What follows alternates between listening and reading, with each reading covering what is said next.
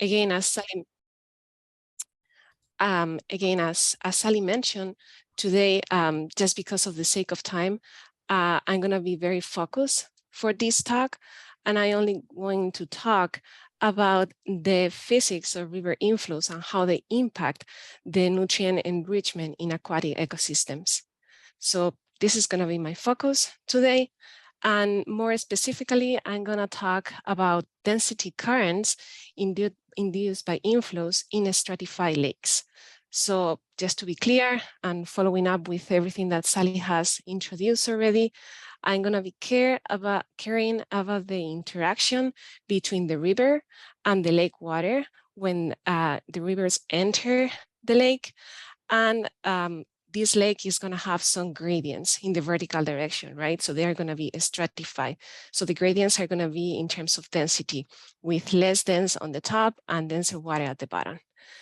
So just for acknowledgement, I would like to mention that part of the materials that I'm going to show today are a summary of my PhD thesis that I conducted at the University of Granada in Spain in collaboration with the universities of Toronto in Canada and also Stanford here in California.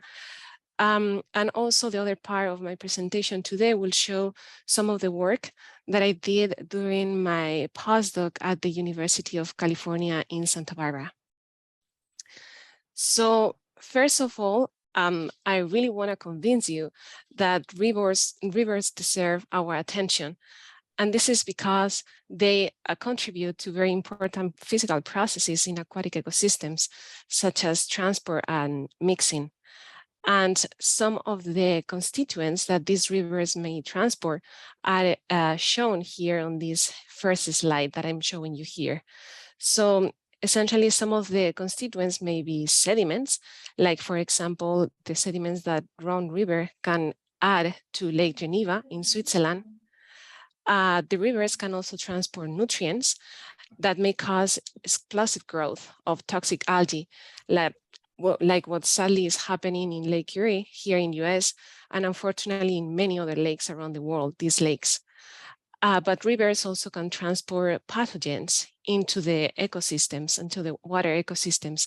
And this is an example of Rio Sarapuí carrying wastewater into the Guaranaba Bay in Rio de Janeiro. So in all these cases, transport and mixing by inflows control the vertical distribution of the constituents that the river is carrying into the stratified water body. And again, just to be very focused, this is going to be the main topic of my talk. I want to understand the distribution of solutes and different constituents in the water column.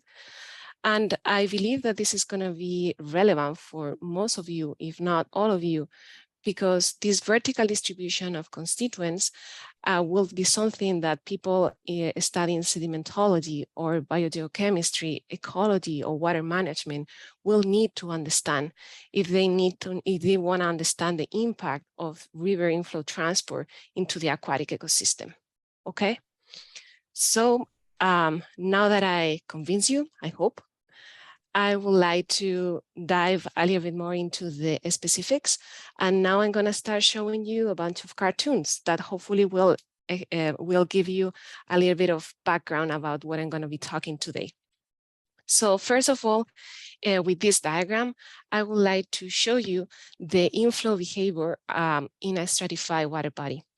So here on the left, I'm showing you a sketch of a longitudinal cross-section of a stratified water body. Okay, so here the inflow is going to enter, and here you have the slope into a water body. And on the right, I'm showing you an example of a density profile. Okay, so just to be consistent with what Sally has said this morning, here I'm calling surface mist layer to the upper layer, but it would be more the active limits layer, what she defined as the diurnal thermocline, right? So here I'm just I'm simplifying the whole density profile that Sally described this morning in only 2 layers. So I don't have the intermediate layer that she mentioned, and I'm just having the upper mix layer on the top, and then underneath I have density gradients. Okay, so Here is my cross section, and I have my density gradient in the ambient water. And now I'm gonna describe what happens when a river enters the system. So if the river that is entering the system is less dense than the surface of the lake, it's going to be pushing the ambient water until it loses its inertia. And at that point, what will happen is that the river water will separate from the bottom, and it will flow along the surface as what we call an overflow. Okay, so essentially it doesn't have enough density to plunge under the water of the lake, and it will just flow along the surface. And this is what we call overflow. But in this case, if the river is carrying any nutrients, pathogens of sediments, what it will do is that it will add those nutrients directly into this actively mixed layer at the top of the lake. Okay, so the other scenario is that we have a river that is denser than the surface of the lake. And in that case, it will do similarly as before. It will push the ambient water until it loses its inertia right around this point. But in this case, it's denser. So it will plunge under the surface of the lake, and it will flow along the bottom as what we call a gravity current until the density of the inflow and the ambient density equal. And at that point, what it will happen is that the river will intrude into the ambient water at the depth that we call predictive intrusion depth, right? Just because we can predict the depth where it intrudes by knowing the river density and the ambient density. So according to this, if we know the density of the inflow and the profile of the density in the stratified lake, it will be very simple to say, okay, I know the density of my inflow, so I will draw the arrows that you can see here, and I can define easily the predicted intrusion depth. So why do we care about this? And my answer to you is that this is not that simple, just because probably the introduction that Sally gave us this morning, the reason of the complexity of this issue is because there is mixing between the ambient water and the river inflow. So we cannot draw these conclusions so easily. We need to take into account the mixing between the river that is flowing into the lake and the ambient water. So having this in mind, that there is mixing between the two masses of water, and looking more specifically to the gravity current behavior, this mixing can happen along different parts of the gravity current. So mixing can happen right after the river plunges under the surface, and we call this initial dilution. And also the mixing can happen as the gravity current flows down the bottom of this lake. And through these whole processes, the river is going to keep adding ambient water. So we normally say that the river is entraining ambient water into it. And as a result, what it will happen is that the density or the intrusion depth that before it was like really deep will get rise into the water column, because essentially the density of the gravity current will decrease. So somehow we are going to have a different depth of intrusion that we will call theoretical intrusion depth. And as I mentioned, it will be always above this predictive intrusion depth that I defined previously, assuming no mixing. Okay? So hopefully there are no questions so far, and maybe this seems very clear, and maybe you think, well, why Alicia is giving this talk today about this specific topic? This doesn't seem any complicated, but the reason why we study this further is because we were not totally sure about this traditional model describing the behavior of currents into stratified systems, just because they only describe a unique intrusion of limited thickness centered at this theoretical intrusion depth. And our doubts about this traditional model were just motivated by observations done in the early 2000s by Baines and others, in which they observed that, well, I talk about entrainment of ambient water into the river, but what they observe is that the river can also detrain material from the current, right? So it's a two-way process. So there is not only addition of water to the river, what they observe, can also release some materials that can be incorporated in the ambient water, okay? So that means that the river could separate from the bottom of the lake at different levels above this value or this depth that I define as theoretical intrusion depth, okay? So this was our hypothesis that we wanted to test and we wanted to evaluate based on these laboratory experiments. So just to clarify our doubts in terms of how many intrusions should we really see into a stratified system, we conduct a bunch of field experiments, which is always fun. And as Salim mentioned at the beginning, the experiments that I did in the field back in 2009, already 13 years ago, oh my goodness. So it's essentially adding tracer to rivers.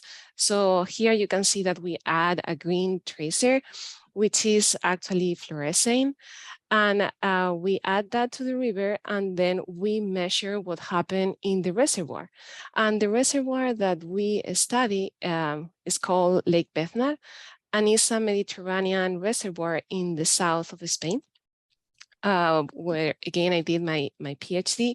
And this reservoir was a mesotrophic lake, which actually was monomictic, as Sally mentioned at the beginning. So it mixes only once a year, and sometimes it even doesn't mix. It's a meromictic as well. So essentially it happens during the fall. So again, just coming back to this talk, we add tracer to the river, and then in the lake, we measure some properties such as temperature or the fluorescein concentration that we add in different locations along this reservoir. And here as an example, I'm going to show you some data that we collect at this location, which was somewhere around 200 meters away from the inflow mouth. So now I'm going to show you one of the beautiful plots that Sally mentioned before that we normally use, right? So again, this is a contour plot that it's showing you with colors the temperature of the lake, and in the x-axis you see time, which I'm presenting here as day of the year.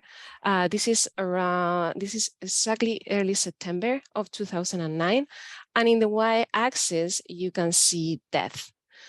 So again, the colors are representing temperature, and just coming back to the ideas that Sally mentioned this morning, this lake, as you can see, is very dynamic just for the oscillations of these isotherms. So essentially the lines of equal temperature really wiggle all the way through the day.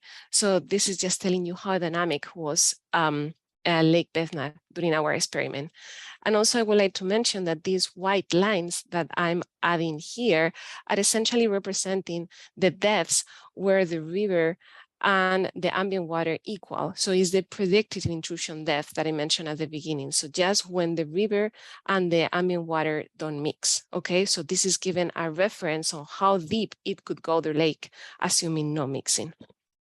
It could go the river, sorry, how deep it could penetrate the river.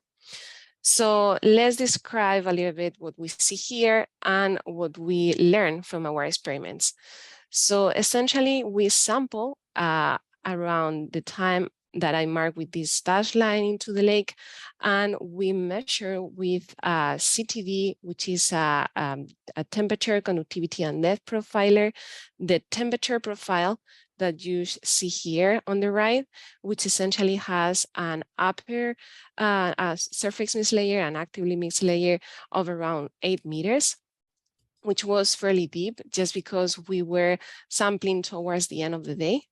So we are out of the strong heating that is happening during the morning, and it's happening, and I'm showing you here more a typical profile that occurs towards the end of the day, just with the mixing that the wind is inducing. And then with a solid line, I'm showing you the fluorescent profile that we measure at similar time and location, where you can see that we observed two intrusions. So one intrusion was right at the base of the surface mist layer, and another one was deeper at around 12 meters, and again above this predicted intrusion depth. So this was the situation that we observed right after the injection of the tracer in the river. But then we went the day after and we sampled at a similar location, but as you can see, around 12 hours after the first sampling. And what we saw again in terms of temperature and fluorescein is the profiles that I'm showing you here.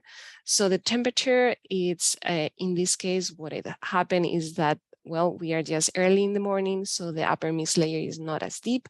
And here you can see better the structure that Sally mentioned earlier, where you have the 3 layers, right? So here is the stratification building up, then you have the intermediate layer that it's going to be deepening over the day, and then the metalimnion underneath. So in this case, what we observe in terms of fluorescein is that the intrusion that we observed at the base of the mixing layer the day before wasn't trained in this actively mixed layer, right? So you can see that this tracer is all the way to the surface, right? So it was injected down deep at the base of the mixed layer and it was added right to the top. So this addition could be interpreted as a source of nutrients for primary productivity. So imagine that this river that entered the day before had nutrients. So thanks to this process, those nutrients could be added to the surface of the lake, which would be really relevant for primary productivity. And on the other hand, the deep intrusion didn't get to the surface. It stayed down deep. And those nutrients could be available for bacterial production, for example. So according to all these observations, we are having a situation in which the material that enter with the river split into parts, right? So we found this observation really interesting and really applicable to other disciplines. So we did some research and we found that the splitting of the current it wasn't something new. So some other people observed it before with modeling and laboratory experiments and also field observations. But what nobody did before was when do we expect these split flows to occur, right? So how can we know that they are going to happen in a stratified water body? So that was our question. When do we expect these split flows to occur? And to answer that question, I'm going to use some of the observations that we did in our tracer experiments in the field, and I'm going to describe the processes controlling these split flows.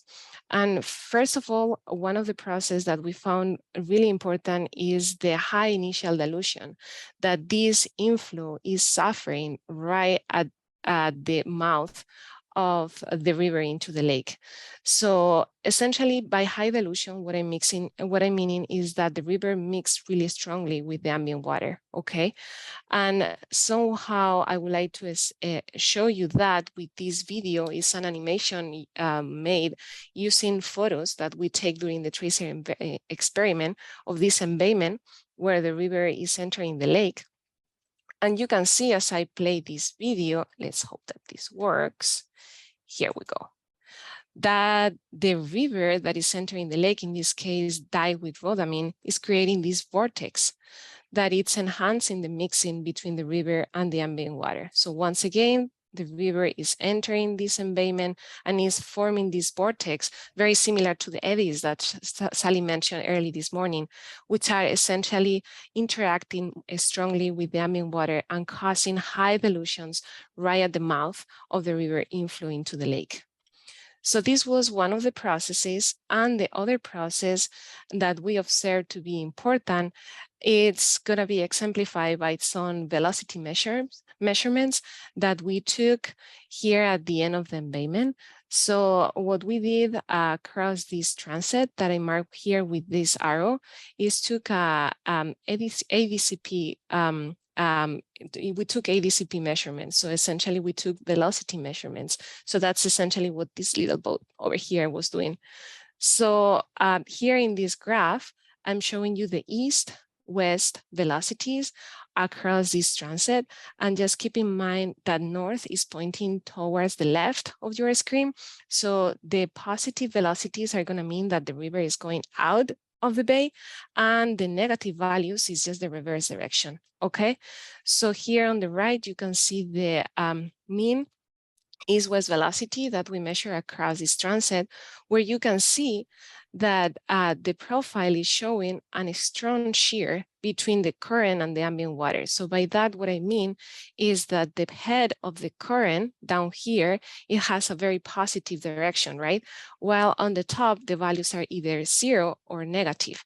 So all this layer on the middle is essentially indicating that there is a strong mixing between the river and the ambient water. Okay, so again, mixing is driving these split flows through different regions of the current down the slope. So hopefully with that, I gave you a good sense of the factors that are controlling the depth of the intrusion of a gravity current. But now I would like to go a step further and explain you a methodology that we developed to quantify the portions of the current that we found when this split flow happened. Okay, so if you remember, the current flowed down the slope and it divided into portions, one that flow along the base of the surface mist layer and another one deeper. And now I'm going to show you a theory to quantify the portion of the current that it got retained at that base of the surface mist layer. Okay. So for that, I'm going to switch gears and I wrap up my field experiments, and I'm going to show you some results from laboratory experiments. And in this just to test the hypothesis and the theory that I mentioned. And in these experiments, what we did is create a tank with 2 layers of stratification, in which we had a dense layer at the bottom and a less dense layer on the top. And the density step between the two was defined as delta rho 1, 2 as the difference between the two densities. And in these laboratory experiments, what we did is add a gravity current to the top of a slope that it flow into the ambient water. And essentially during these experiments in the lab, what we did is quantify a term that we call buoyancy flux. So as Ali said at the beginning, we love fluxes, right? So in this case, this flux is quantified as the product between the flow rate of the current, so pretty much how fast it goes, multiplied by a term that we call then reduced density gradient gravity. And this G prime that I'm showing you here is essentially a measurement of the specific weight of the current, just for you to understand what it means. So with this way of quantifying, as we said, we ran a bunch of experiments to try to quantify this split flow partition. And as an example here, you can see a split flow that we observe in the lab. So just for your sake, the yellow layer is denser, the white is less dense. And the current that I'm adding in red, what it's going to do is split into portions. One that flow along the interface that we call interflow, and then another portion of the current that it penetrates down deep into the tank. Okay. So knowing that we run these types of experiments, what we did is just create 2 approaches to quantify the portion of the current that is retained here at the density step. So the first approach to quantify the portion of the interflow was based on the properties of the current that we measure before the density step. So here is a typical profile of the density current that we measure before the density step. And what essentially used is just the value of the density step in the ambient water and split the material of the current in 2. And our second approach was based on the ambient water properties. So essentially we measure how the profile was before the injection and after the injection here in solid and dashed lines, and quantify the material in terms of this buoyancy flux that was added just because of the addition of the current. And here in this diagram, what I'm showing you is the comparison of the partition material at the interflow for those 2 approaches. So the solid lines are shown as predictions. So we essentially use the properties of the current for that. And the observations are the values that we obtain from the measurements in the ambient water. And as you can see, the two approaches match pretty well. So we felt really comfortable about this theory and the predictions of our partition theory. But again, we wanted to understand better this process. And in the laboratory, it was just really hard to understand the drivers and the processes that were driving the split flow right at the density step, right? So that was something that it was really hard to test in the laboratory. And also we didn't have all the time in the world, right, to run experiments. We wanted to test other regimes, other time step, other density steps. So we couldn't do it all in the lab. So in order just to fill this gap, what we did is use a numerical model to essentially run different scenarios and also to observe what was happening at the density step with the current. And here in this animation, what I'm going to show you is what is happening with the material of a current that is hitting a density step, where the lighter material is going to be shown in blue and the denser material is going to be shown in red. So essentially, as I play, oh, here, spoiler. So as I play this video, what you can see is that the lighter material that is on the top of the current is the one that is really detrained from the current and intrude into the ambient water. So just coming back to our hypothesis from veins, so essentially we prove that yes, the current is the training material and it's adding that to the ambient water. And essentially it's just this lighter material that is in top of the current, the one that is formed when there is a strong shear, a strong velocity gradients, is the one that can be added to the ambient water. So with that, I would like to wrap up this part about gravity currents and say that so far, I talk about a lot about the behavior of these currents that plunge below the surface, and I describe split flows, the ones that divide into an interflow and an underflow, and show you the theory that we use to describe the partition of the stream material and the processes that are controlling that splitting. But now you may wonder, well, Alicia, what happened with the other type of currents, right? With the overflows, the ones that detrain, that separate from the bottom and they flow along the surface of the lake. So let me check how are we doing in time. Okay, I think that I have maybe like another 15, 20 minutes, if I'm right. Yes, Sally is nodding. Great. So here we go. The second part of the talk, it's just in a completely different setup. So we move from the Mediterranean area, and now we go up to Alaska. We go up to the above the Arctic Circle to study the flow path and retention of a snowmelt in an ice-covered lake. So essentially here, what we are trying to understand is what's happening with an inflow that is entering a lake that is still ice covered in spring. So here, this photo is showing you our study site that is called Tulip Lake. It's in Alaska above the Arctic Circle, as you can see here in this map. And again, we care about the flow path of the inflow right during the spring. And at that time, the setup is just beautiful, as you can see in this photo. And here, the stream that is entering this lake is here on this right side of this image, and it's flowing right underneath the ice of this Tulip Lake that is completely covered at that time still. So that was around May 2015. But before a snowmelt start entering the lake, I would like to describe you the type of stratification that we see under the ice in this lake, because it's completely different from what I showed you before in the Mediterranean reservoir that I studied for my previous work. So here, I'm showing you temperature, specific conductance, and density profiles. And here on the left, you can see the temperature profile that, as I said, very different from before. So you have to, well, the way that we call this type of stratification is inverse stratification.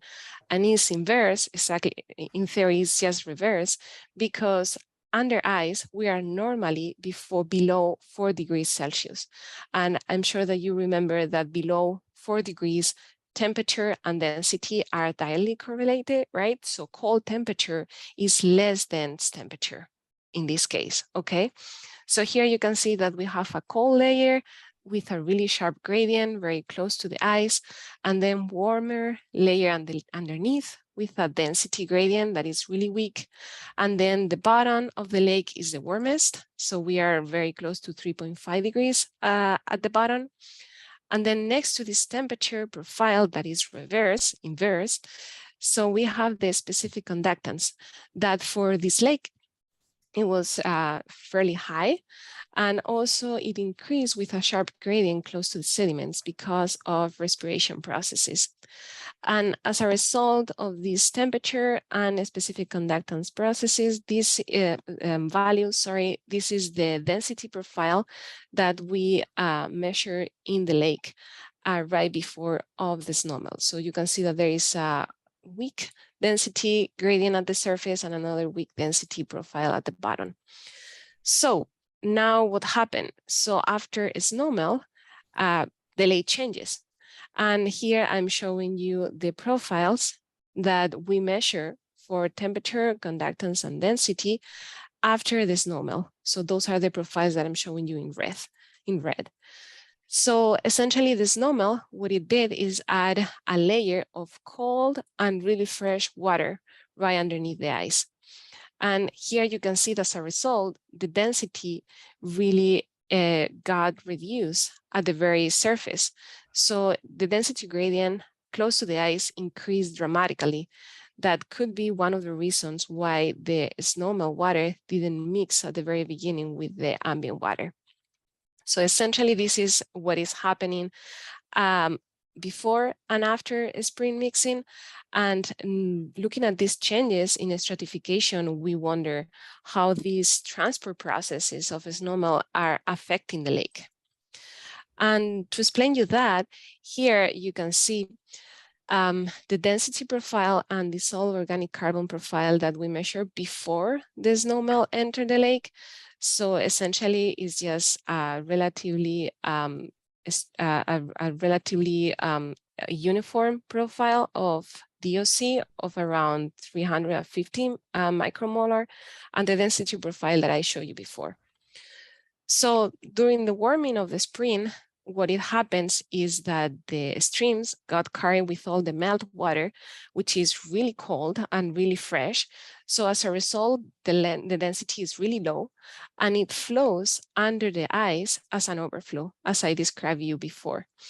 And as a result, the density gradient gets increased close to the ice, and the DOC in the upper layer of the lake increased dramatically just because of the addition of all this organic carbon that is added by the inflows, right? So you can tell that by the black color of the inflow, right? So this increase of DOC that is happening right after a snowmelt could be important for microbial productivity. So then we thought, well, we really want to understand better the processes controlling the retention of these solutes during snowmelt, right? So if the inflow is adding something, we wonder, is really staying or is it leaving the system? So that's going to be the focus of the rest of my presentation. Is the snowmelt water staying or leaving the lake? And again, we look into the literature, and we were very sad when we saw the limited number of field observations that were looking at this aspect. So as you can imagine, it's really hard to study.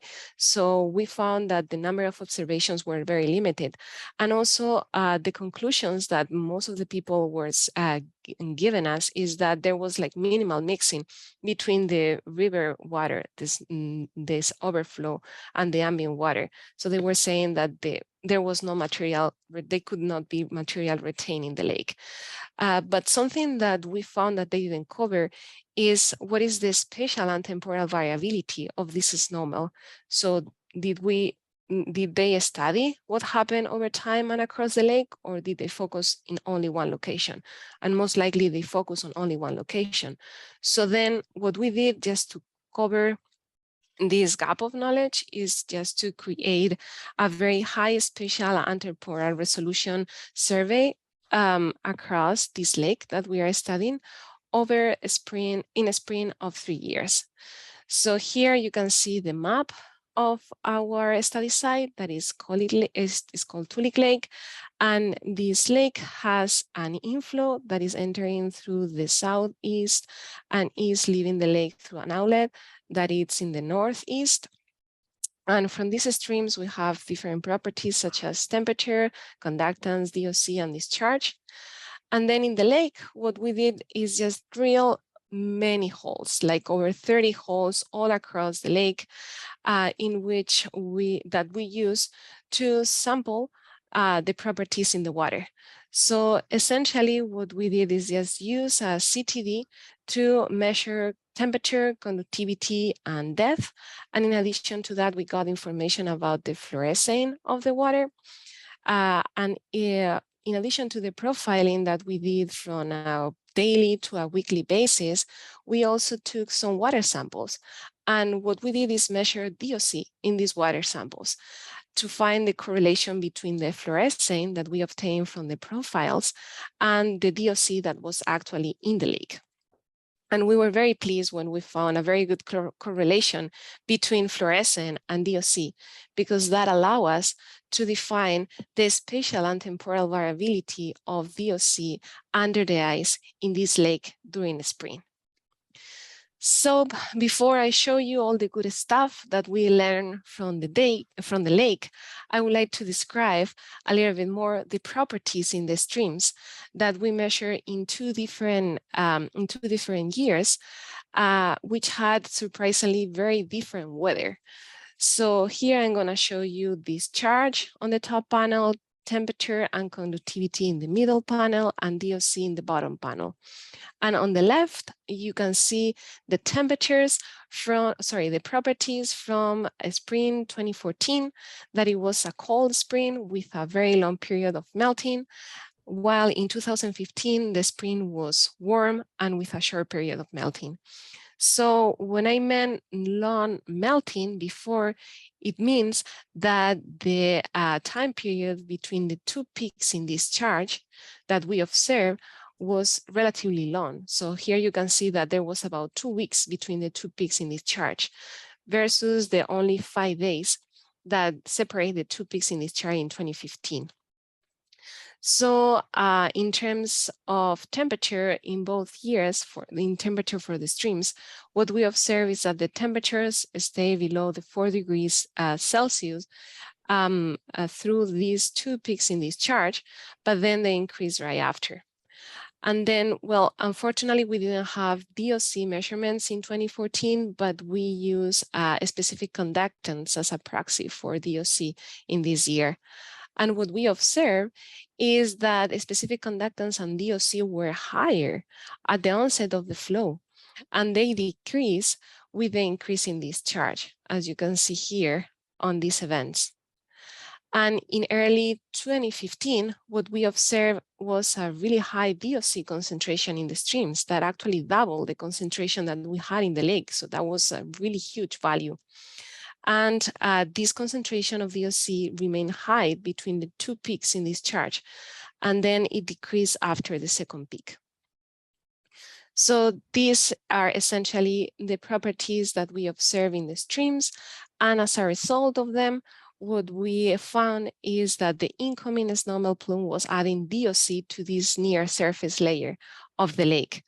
And just again, for the sake of time and based on the amount of data that we have here, I will show you only a few examples of how this spatial distribution of the DOC under the ice look like. And for that, I'm going to show you these types of maps that are showing you the mean concentration of the DOC that we regress from the fluorescent profiles in the top 5 meters, okay? And I'm gonna show you different maps for different years that are gonna be identified by the day of the year when we collect it. And I'm gonna highlight the main difference that happened between one time and another. So again, just as a preconditions before inflow, the concentrations of DOC below the ice before snowmelt were low. So here you can see that its values around 350 micromolar. And after the first peak in discharge, we observe a significant increase of this DOC across the lake, but this is spreading in the horizontal direction. So again, horizontal transport is important, was larger in 2014, as you can see here in this diagram on the bottom left. So again, this longer period of melting in 2014 favor the fact that the spreading was greater than in 2015 when the melting was shorter. So after, in addition to these DOC measurements that we had across the lake, we also measure specific conductance under the ice. And these specific conductance allow us to give us an estimate of the velocities of the flow under the ice. So essentially, these conductance let us see like drops in the conductivity from high to low because of the path of this plume of the flow of the snowmelt.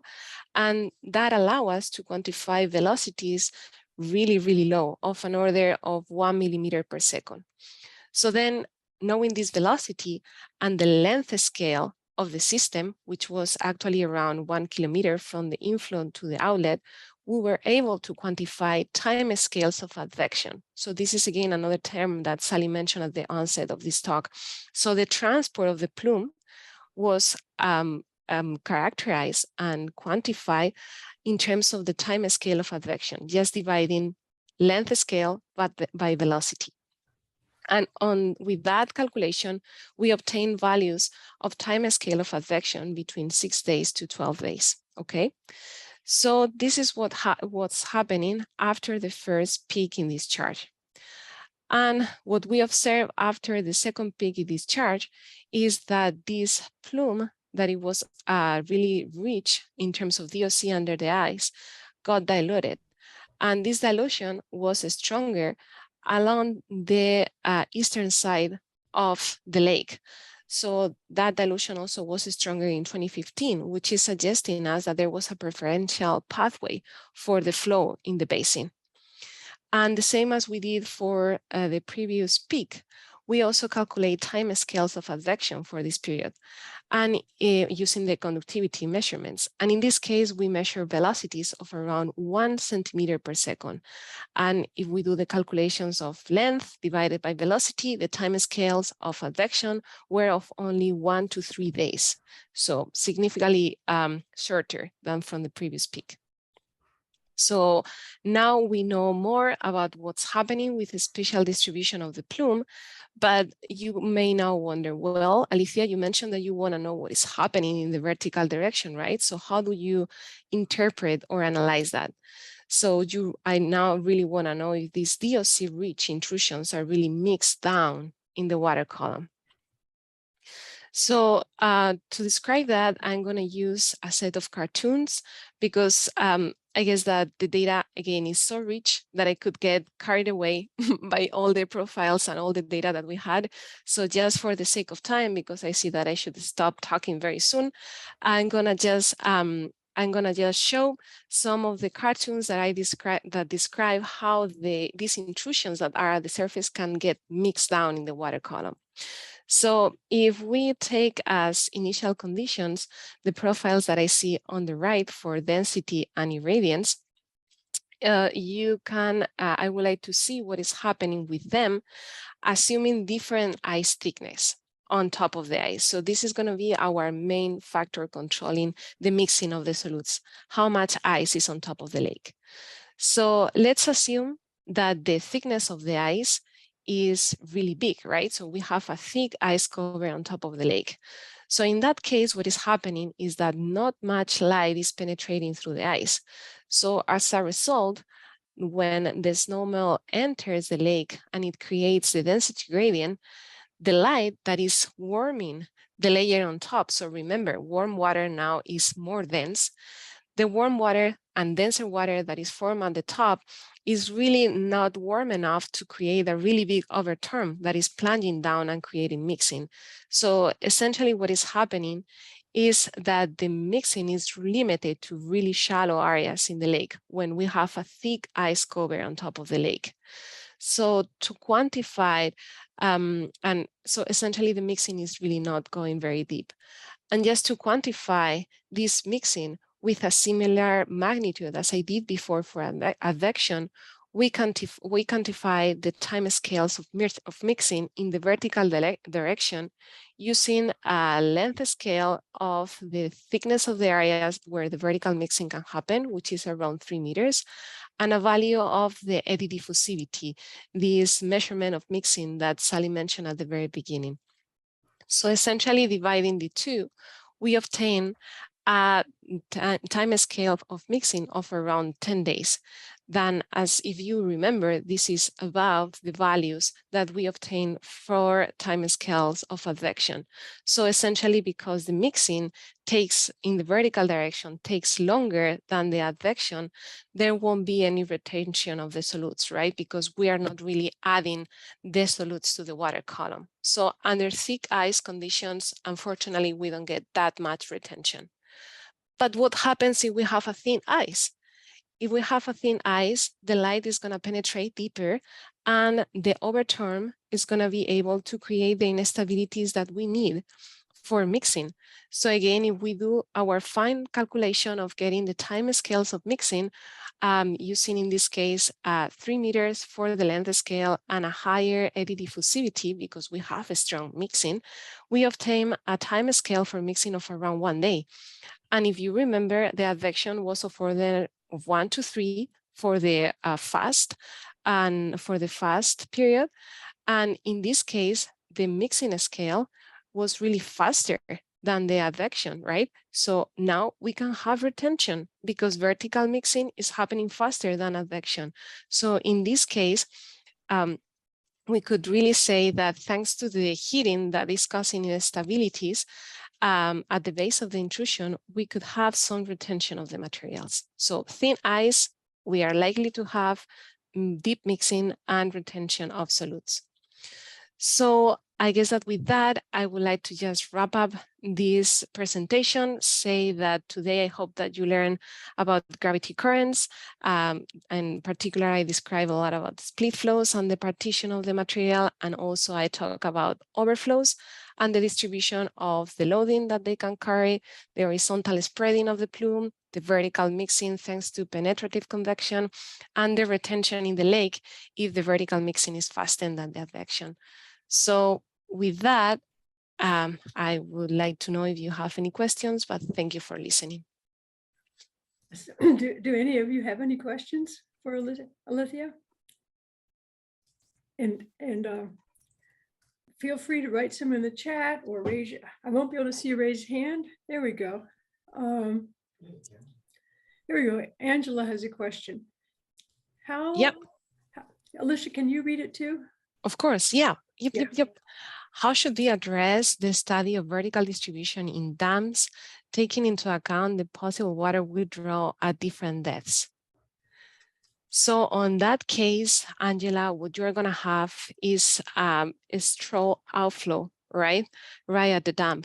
So you are gonna need to take into account the fact that you are, let's say how I can put it, that you are like making some of the layers disappearing, right? Because you are drawing water from specific depths, right? So at that point, you have to know the depth at which you are having the withdrawal of water, right? Check your profile and see in which region you are extracting water, right? Are you extracting water in the upper mix layer, or are you extracting water in the metalimnium, or is just only from the epilimnium? From the hypolimnium.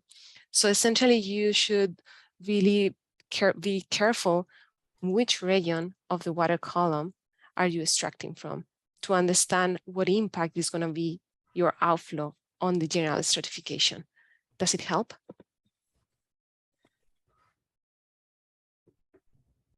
Maybe Angela is saying something. Okay, good. Good.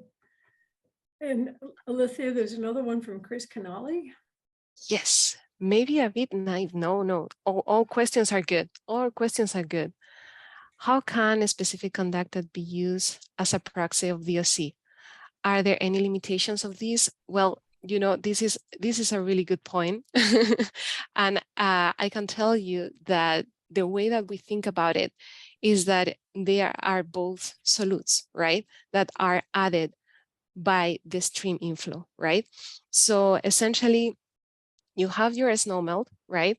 And that snowmelt is carrying just all these solutes that are being like percolated or elucidated from the ground or also from the snow, and the inflow is just rich both in salts. Well, not much because it's fresh, right? But it's just having those solutes added, and also the DOC, right? So at the end of the day, they are both scalars, right? So that's why we are comparing them, even if they are not the same. So you are totally right. So a specific conductivity is one thing and DOC is another, but they are both adding any type of a scalar to the system. And that's why we are like using them as a proxy. Does it help, Chris? Yeah. Alicia, could I? If you want to add. I want to add to that. Chris, we did a lot of intercalibrations when we did this experiment.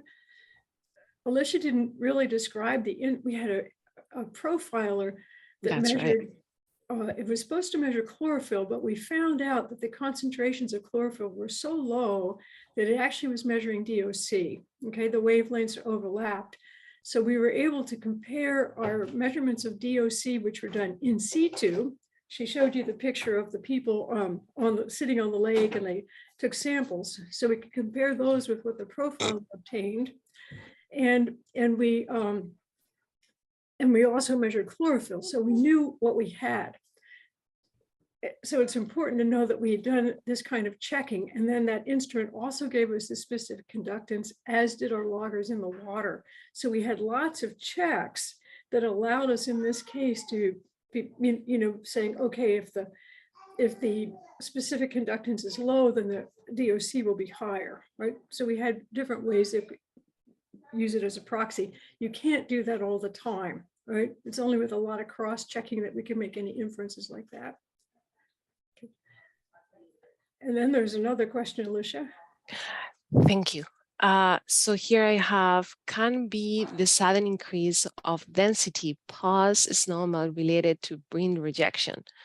So I assume that you are referring to the salt that is excluded from the ice.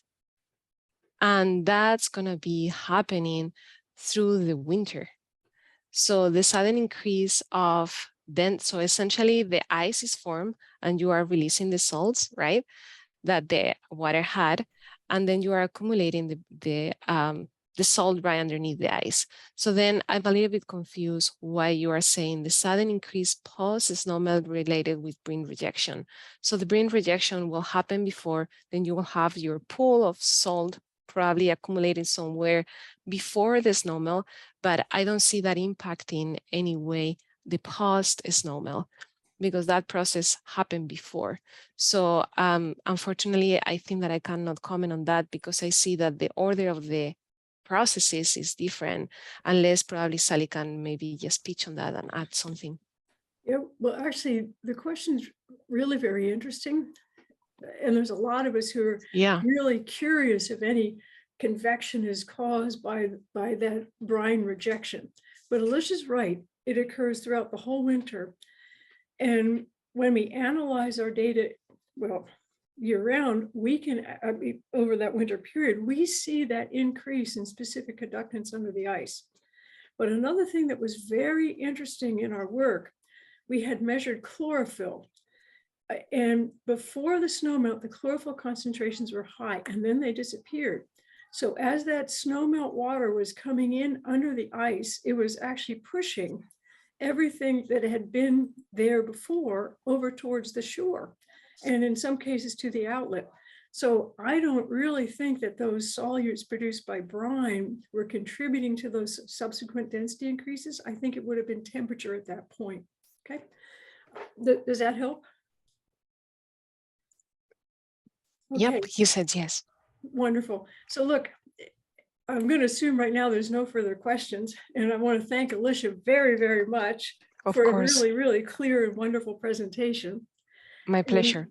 Thank you for inviting. Yeah, and if people have more questions, it looks like there's one new message. Okay, good. We'll think about answers to questions later. And we'll turn the reins over now to Bertram Boehrer, who's going to talk to us about dissolved gases. Okay, and thanks again, Alicia.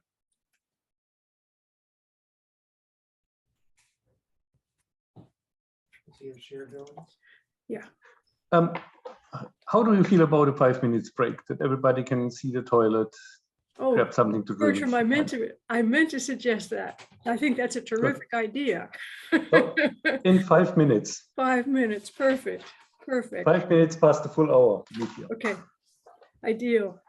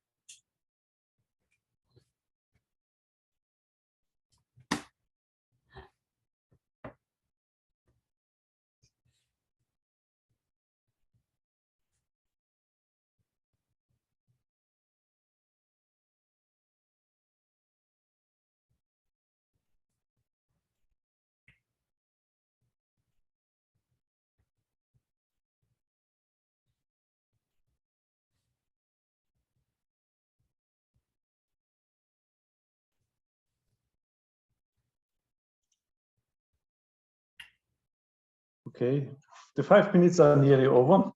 So hello, back again. If you want, you can switch on your camera that we can see each other for a moment.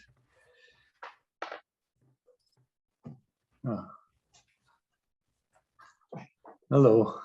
It's nice to see that some people are still present here. Good. as Sally said, I'm going to talk about gases. And now let's start with the presentation, then we can also talk on it. I moved the camera down here that you can also see my face when I work on my tablet here. Then I look down here. And if I look there, I'm looking at the display, what you see and what I can see from your faces. Good. Please ask questions as soon as you think you don't understand one thing. At the end of the day, I want you to have the whole thing understood and you know how that works with the gases in the water. So you should see my screen now. Now you should see my presentation in the presenters mode. And then if I start it, yep. You should see my presentation now. Gases in lakes. 15 years ago, no physical limnologist would have known how gases dissolve in the lakes. That was no topic, not at all. But nowadays it's a very hot topic, and there's reasons for that. Sally asked me to give some motivation for the topic, and I thought maybe you attend this course, maybe you have even better motivation for the topic of gases than I do. So I really encourage you to contribute to the whole lecture. Keeps everybody awake, and I also get an impression of what your idea of the whole topic is. So what is the motivation? Why should we learn more about lakes, gases in lakes? Just tell me. I'm going to note that down here. What's the reason?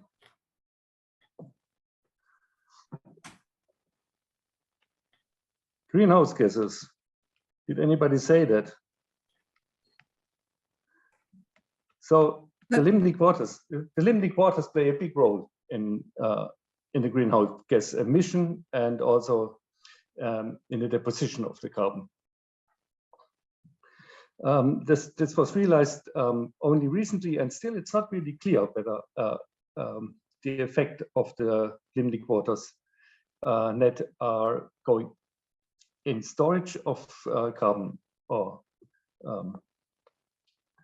out of the lake. So the entire carbon cycle and whether lakes deposit carbon or whether they emit carbon. Okay. Whether they emit carbon, this is usually done by the oxygen, where the oxygen flux goes into the lake or out of the lake. So the oxygen. And well, a topic that became hot by a limnic eruption in Africa, and many people died, is ebullition. Ebullition, that means bubbles evading from the water at limnic eruptions. If somebody doesn't understand these expressions, I'm going to say something about it afterwards. I forgot to put on my glove, my cotton glove. It has the advantage that I can lay my hand onto my tablet and it doesn't recognize my hand. So I'm not injured, this is just for putting my hand on there. Okay, these are the three things I can think of. Any other points? No, okay. I hope your contributions will increase. I'm not starting with the gases, but I'm starting with other solutes in the water, just to get a few basic things right. On the right upper corner here, you see that most of the material that I show today is from a lecture in Heidelberg, which is open to everybody who wants to attend. Dissolved substances play a role, and the concentrations vary widely in limnic waters. So drinking waters typically have up to 1 gram per liter, mostly less. Fresh water, so if you have a lake in the lowlands somewhere, typically you have a tenth up to 1 gram of salt per liter. And it's defined, if you go above 3 grams per liter, then you deal with saline water. So salty water is defined as having more than 3 grams per liter. This makes sense because from there on you have pronounced effects of the salt on the organisms, but also humans can taste the salt from about this concentration. The ocean has 35 per mil of salt, and highly saline lakes have up to 200 grams per liter, maybe a little bit above. The solubility of sodium chloride is 359 grams per kilogram of water. If you look at this list, you should recognize one thing. I haven't used the same units. So there's units of grams per kilogram of water, there is per mil, and there's grams per liter. You should have met all of them. Why do people use different units for the salts? I'm not talking about moles and grams, but I talk about the denominator. So why do the ones refer to liters? Once they say per mil, and once per kilogram of water.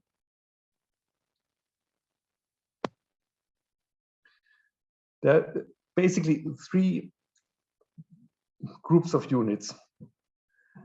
One measures solutes in grams per kilograms of water.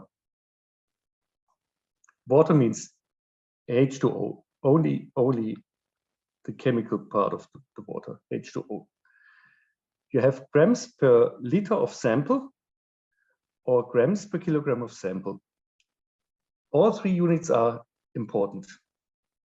The first one, having grams per kilogram of water, is a typical synthetic value. So if you produce a high accuracy solution of any salt you want, then you best weigh the salt. So you put your beaker on a weight scale here. You put your water in, so this is H2O. And in addition, you put some salt in. Or I can also take a different color for the salt. You take salt. Salt is blue is great color for salt, yeah. And some salt. The best accuracy of your measurement of the concentrations you get if you weigh the whole thing. You weigh the beaker with the water, you weigh the salt as you put it in, they have the entire mass, and then you have a good concentration of your salt.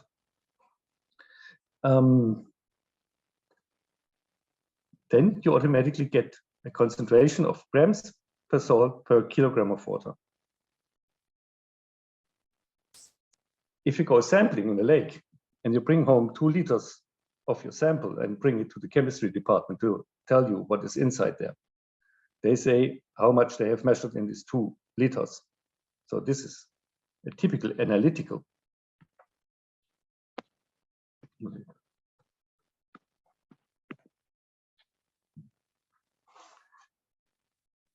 And last and not least, 1 per mil, or PSU, practical salinity units, as the salinity is measured in the ocean, is in grams per kilogram of sample. So you do not bring 1 kilogram or 2 liters. We do not bring 2 liters of sample home, but you weigh it and you refer your salt to the entire mass of your sample. Why does that make sense? Why does it make sense to refer the salinity to a kilogram of water.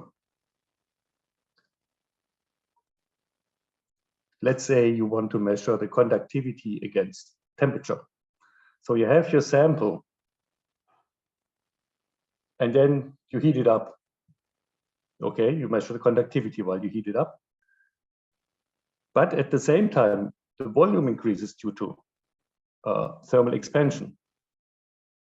So you would need to do the whole back calculation if you want to refer to 1 liter, if you work very exactly, because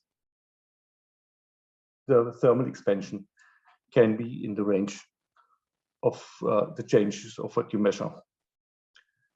But you avoid this problem if you refer to kilogram of sample. Because if your sample is sealed in, the mass of it will not change while you heat it. So salinity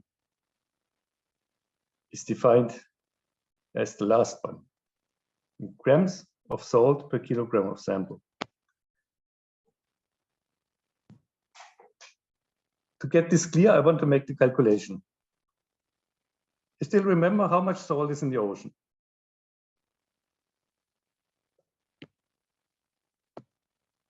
Anybody can tell me how much salt is in the ocean?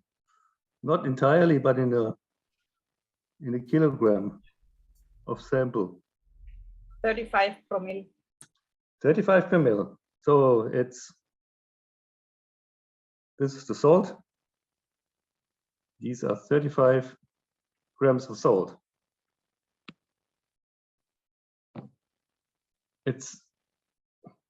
We have 35 grams of salt per 1 kilogram of sample.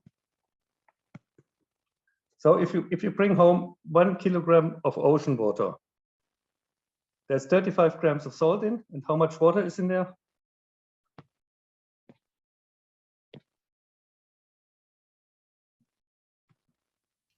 $965 grams. Exactly, 165 grams. Yeah, that means if you make the calculation, how much grams, how many grams per liter, how many grams per kilogram of water you have. So you have 35 grams on a 965.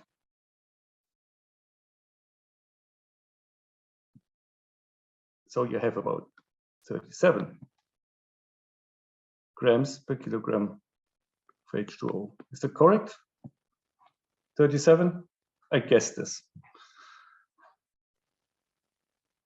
Yeah. So it's a considerably different number before, so you have to know this unit. But if I want to have now how many grams per liter, if you give it to the chemistry department and they bring you the number of how many grams there is there in a liter, how do you calculate that?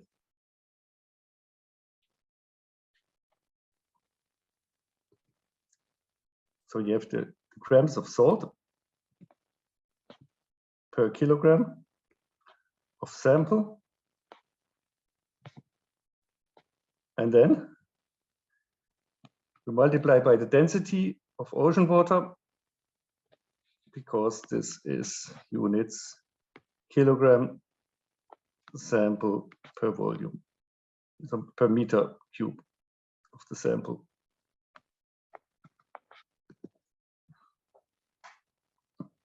Or let's say liter. We refer here to liter.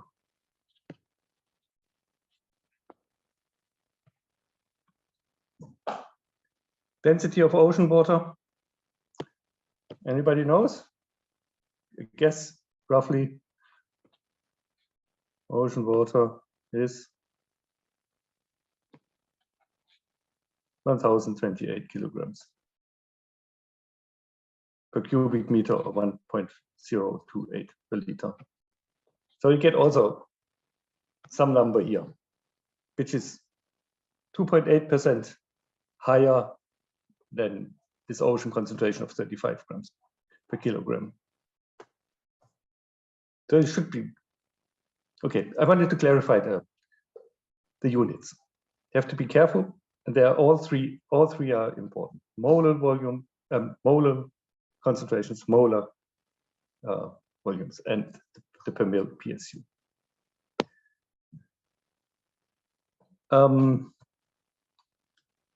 If you look at the composition of limnic waters, that differs a lot from the ocean. This is average river water. I didn't take the average lake water because that would be determined by the Caspian Sea only, and this is again seawater. So river water, limnic water looks very different to ocean water. Ocean water, the ocean has mainly sodium chloride. And sodium chloride is here, number 3 in the anions, and in the cations, it's the sodium is number 2. This makes a few changes, and you have to be careful with all things you use concerning the density, because density contribution in limnic waters of the salts is usually higher than of ocean water. I come to the solubility, how much salt you can dissolve in the water. And this is mainly a question for the salts that do not dissolve that well. I pick out one of the examples. I picked the iron. The iron 3, FeOH3. This has a solubility of 10 to the minus 38. That means the concentration of the Fe3 plus times the concentration of the OA minus to the 3rd power. This can never be more than the 10 to the minus 38. And the unit of the whole thing is moles per liter to the 4th power. Moles to the 4th, liters to the 4th. 10 to the minus 38 is a very small number. This sounds as if you could never get this dissolved. And we look at this in a nice calculation afterwards. Here is a picture of solutes in a meromictic lake, so in a lake that is permanently stratified. And you see the oxygen here. I highlight that. This is the oxygen. There's not very much oxygen in the water. This is why you don't see much of a gradient, but it's 0 here. And at the top, this is atmospheric equilibrium. But from here on, from this depth on, there's no oxygen. So no oxygen. Yes, there is oxygen above. And if we pick now the iron, we see that the iron is this one, the hollow circle. We don't see it very nicely. The iron 3 is that, and the iron 2, yeah. The iron 3 you don't see very well. There's not much here because iron 3 is so hardly soluble. But the iron 2, you see, you have high concentrations in the deep water and then nothing in the surface. When you have oxygen, you oxidize the iron 2 to iron 3. And the iron 3 is badly soluble. So in the oxic zone, you don't have iron in the water, but if you go down in the anoxic zone, the iron can be reduced to iron 2, and iron 2 is better soluble. So you can have a certain concentration of iron. And in this case, it plays an important role in the density. This iron is important. So I want to make one calculation. What pH do you need to get iron 3 dissolved?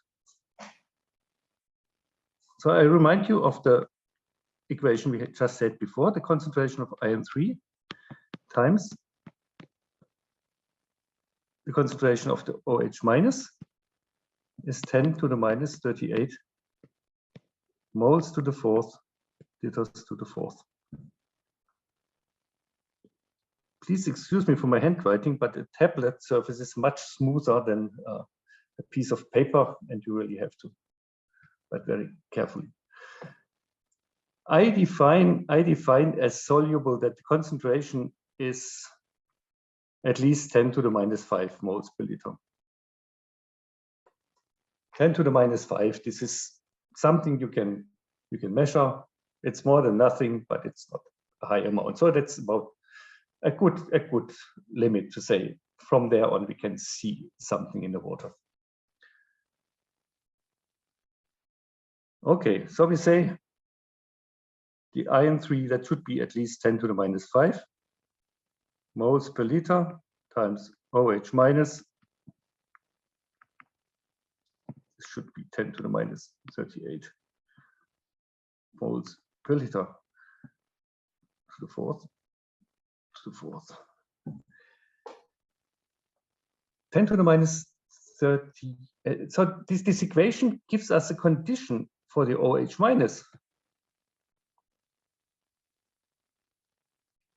So we need a certain amount of the OH minus that this equation is right. So we solve it for the OH minus, the concentration to the third power. I forgot the 3 here.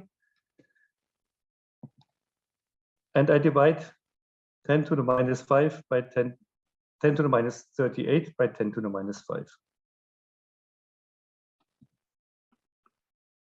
10 to the minus 5. What is that?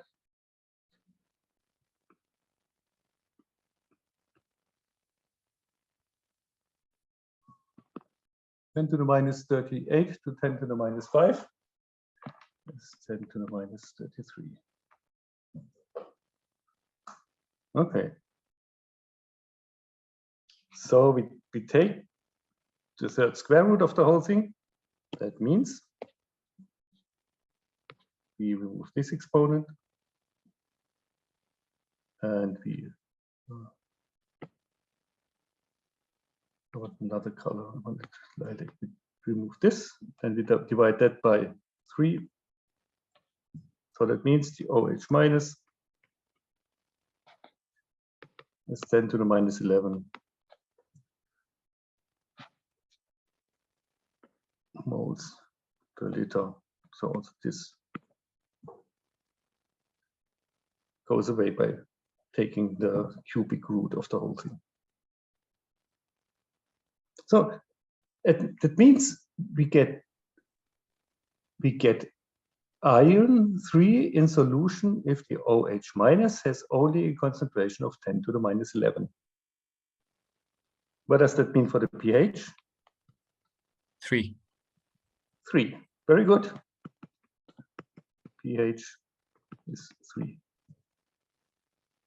Does anybody know a lake of pH 3? Does it exist? Yeah, of course. Volcanic lakes, mine lakes. You have acid mine drainage that runs off because the iron is oxidized in the air. So these pH of 3, under special conditions in the environment, you get them, and they cause a problem. But with a low pH, you get the things into in solution. And these lakes look very interesting. It's a really dark reddish color of the lake. If you look at mine pit areas, you find always some mine pit which is called the Red Lake, and this is usually acidic and has high concentrations of iron. Okay, talking about solubility of solutes, I would go to the gases now. Any questions about what we've done so far? No. Good. The situation for solubility of gases is totally different. It's a totally different kind of equation, totally different process that controls it. It's described by Henry's law, which gives you the concentration. Concentration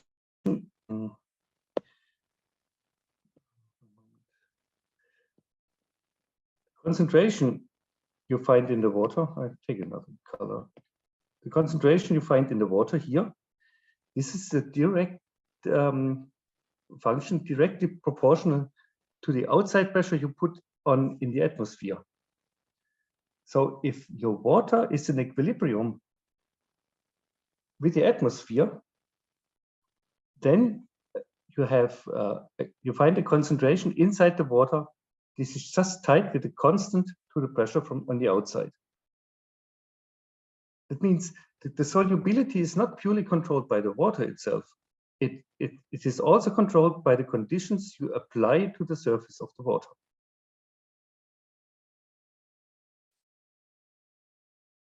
So there's no harsh limit like for the iron. The iron didn't care about what is outside the water. There's a limit defined by the iron with the water. But here it's a condition from the outside that's implemented. This is called the Henry constant. But if you look closely enough, you see it's dependent on temperature, on salinity. So you might also call it a coefficient. There's different units for that, depending in which units you give the gas pressure, the atmospheric pressure of that gas, the partial pressure, and the concentration. So if you give the partial pressure in bars and the concentration in mole per liter, then the Henry coefficient has the unit of moles per liter per bar. A very interesting way of quantifying this is if you give the concentration inside the water as mole per liter, but you also give the concentrations outside in the gas space in the atmosphere, also in moles per liter. And then the Henry coefficient doesn't have a unit anymore. So it's a unitless, it's just a number. And then it's called the Bunsen coefficient. Some people call it the Ostwald coefficient. I have a little table of the most usual gases you have to deal with in the water, the most important ones. And the first one is the nitrogen, because this is so at so high concentrations in the atmosphere. Then the oxygen, CO2, and there's well, the hydrogen, the helium, and the carbon monoxide. The numbers here for the KH in moles per liter in atmosphere varies a little bit. But if you look at the Bunsen coefficient, so without any unit, you see all the numbers lie between 0.01 and 0.03. So all gases behave very similar. They have a very similar solubility. The only one out here is the carbon dioxide. This is of the order 1. So if you have a bottle of gassed water, the concentration of CO2 per volume in the headspace is about the same as the concentration you have in the water. All the other gases that are dissolved in the water, the oxygen that is in your gassed water, there's only about the oxygen. Where is it? The oxygen is here. The oxygen is about 0.03. That means in the water, there's only a 30th of the concentration that you have in the air in equilibrium. That makes a big difference for the organisms that live in the atmosphere and compared to animals that live in the water. Basically, all higher organisms rely on the oxygen. They need the oxygen. But if a dog is a wolf is chasing after some prey, it has to breathe a certain volume of air. But if a shark is chasing for some prey, it has to get about 30 times as much water through the gills than a wolf or a lion has to get volume through the lungs. And in addition, it's of course much easier to get the oxygen out of the atmosphere than to get the oxygen out of the dissolved space in water. So the difference is the lion hunts totally differently. It's chasing after the deers, or the wolf is chasing after the deers until the deers just break down and cannot run anymore. But for the shark, this is no option. He doesn't get enough air into his muscles to hunt for a long time. He has to get his prey in the first trial, can hunt for it for a certain time, but then the oxygen is gone. It takes him too long to get additional oxygen in the body. So if you see saturations of oxygen in the water of 100%, this is how much you get in, but that doesn't mean there's lots of oxygen. The concentration of oxygen and of the gases in the water in general are very low. There is not much oxygen in the water.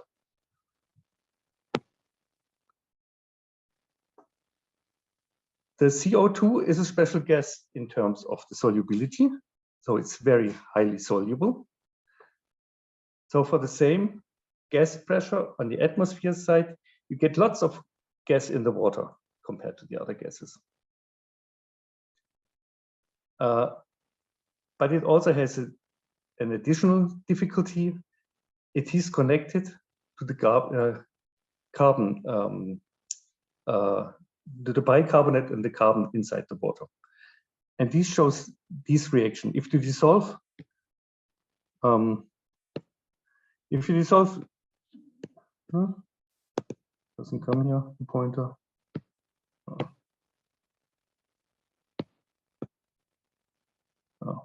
And I have to draw. If you dissolve CO2 in the water here,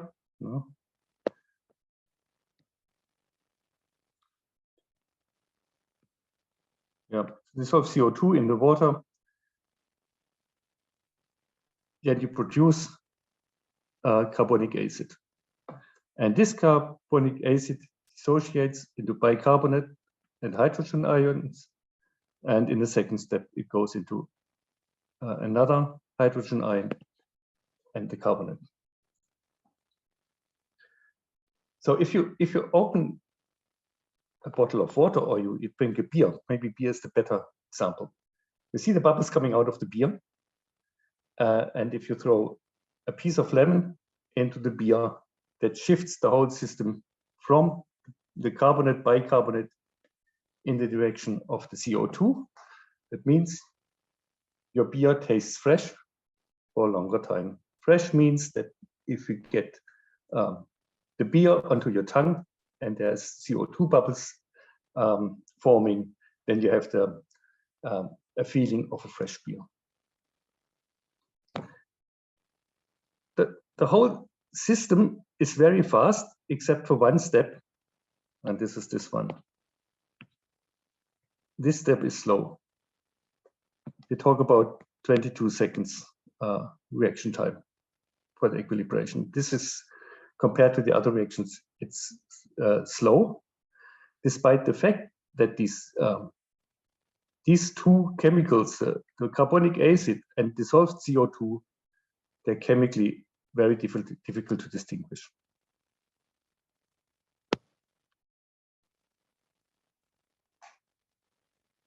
Okay, that's what I just said.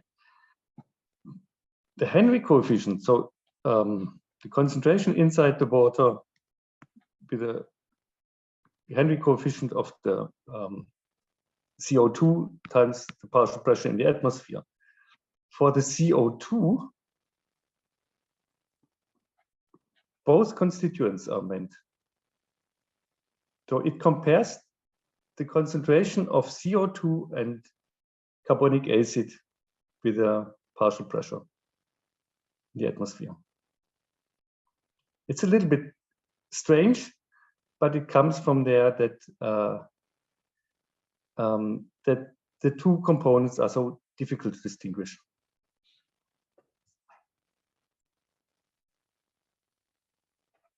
If somebody refers to DIC, dissolved inorganic carbon, then this person means all four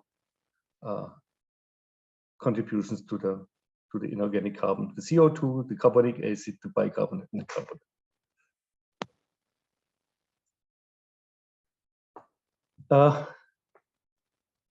There's two ways of displaying the temperature dependence. And this is the more exact formula.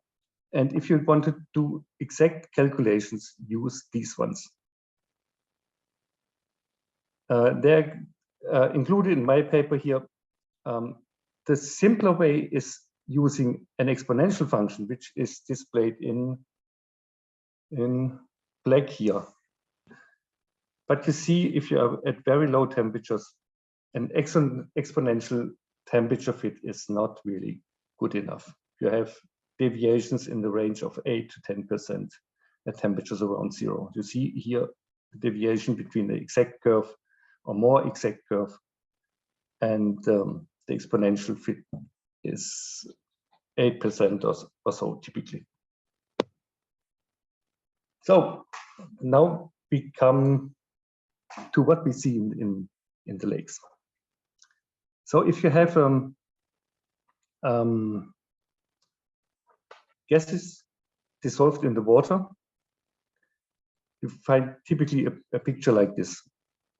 The nitrogen is relatively homogeneous. Up here, this is connected to the atmosphere. This is the same for the oxygen. This is also defined by the atmosphere.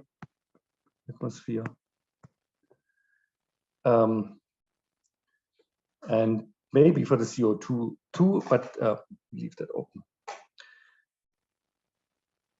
Most of the gas pressure inside the lake is defined by the nitrogen, and this comes from the equilibration with the atmosphere. So here you are at gas pressures. Here, gas pressure is listed here, and this is nearly 1000. So the atmospheric pressure of nitrogen is 718 millibars. Of the oxygen, you have 210 millibars.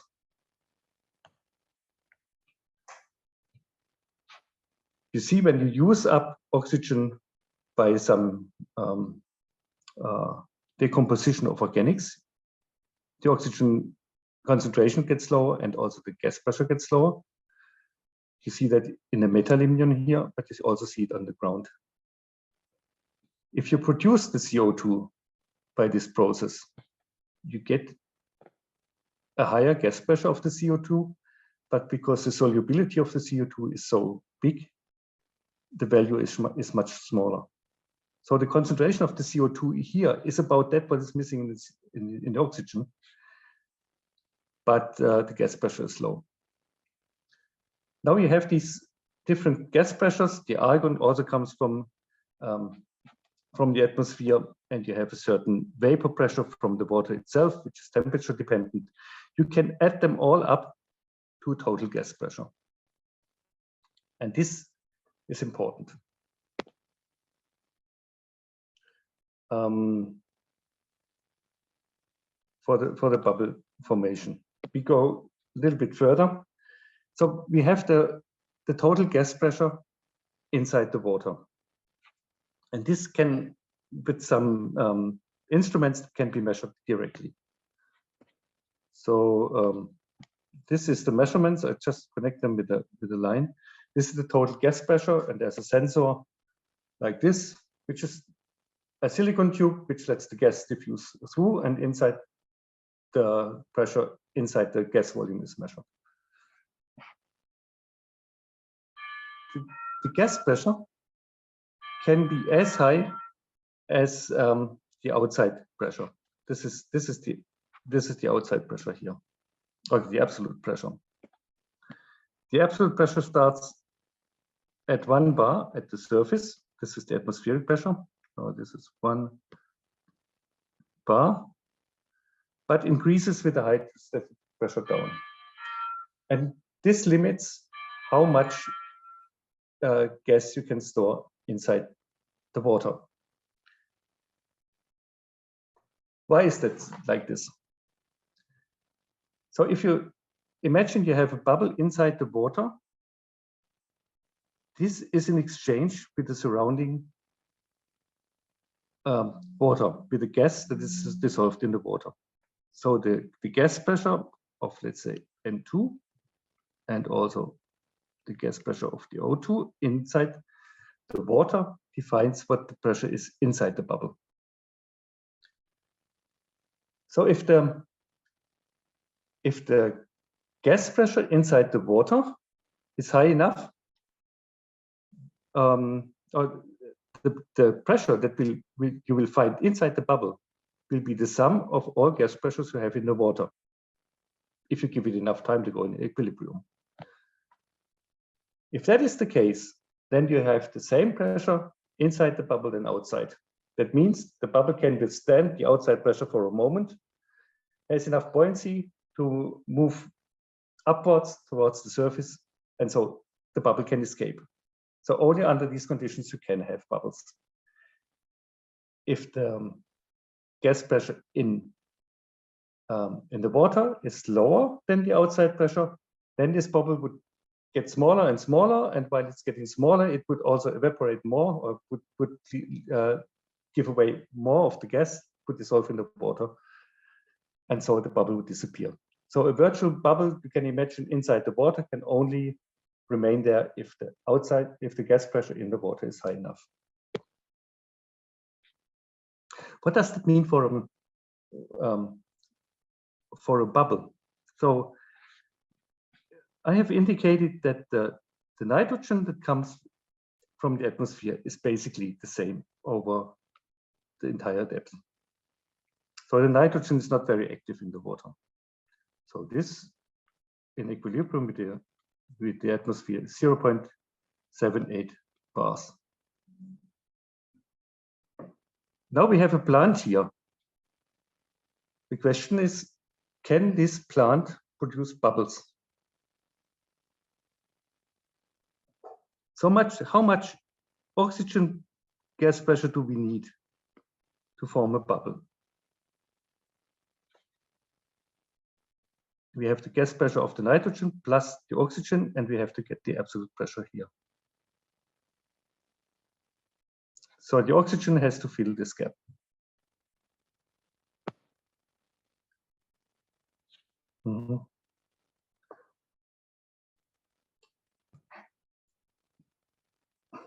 So where can we have bubbles then in the water?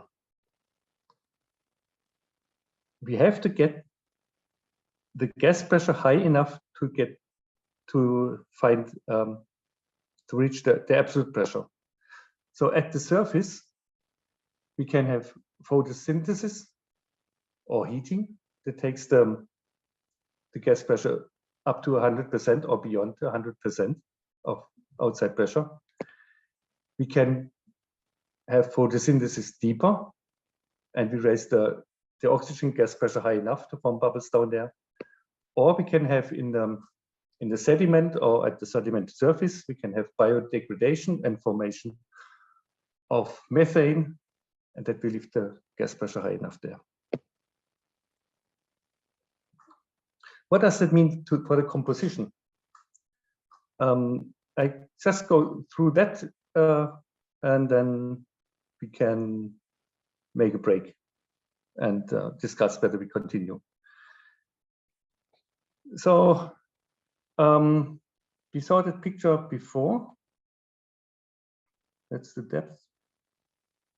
And so we have 1 bar here, and the nitrogen is at 0.78 bars.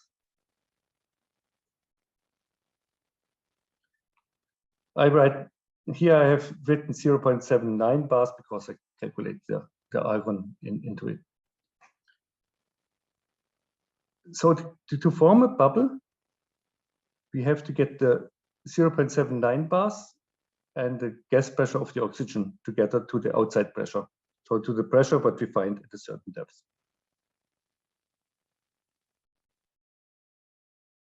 And then we divide the equation by the pressure. So pressure here divided by the pressure, and here divided by the pressure. And this gives us, this is 1, then you can see that this is the equation we get down here.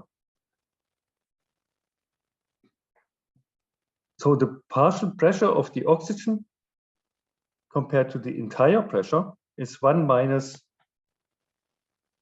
0.79 bars divided by the absolute pressure. And this is this curve. This is this curve. That means if you form bubbles with oxygen production, then you have to produce more oxygen the deeper you go.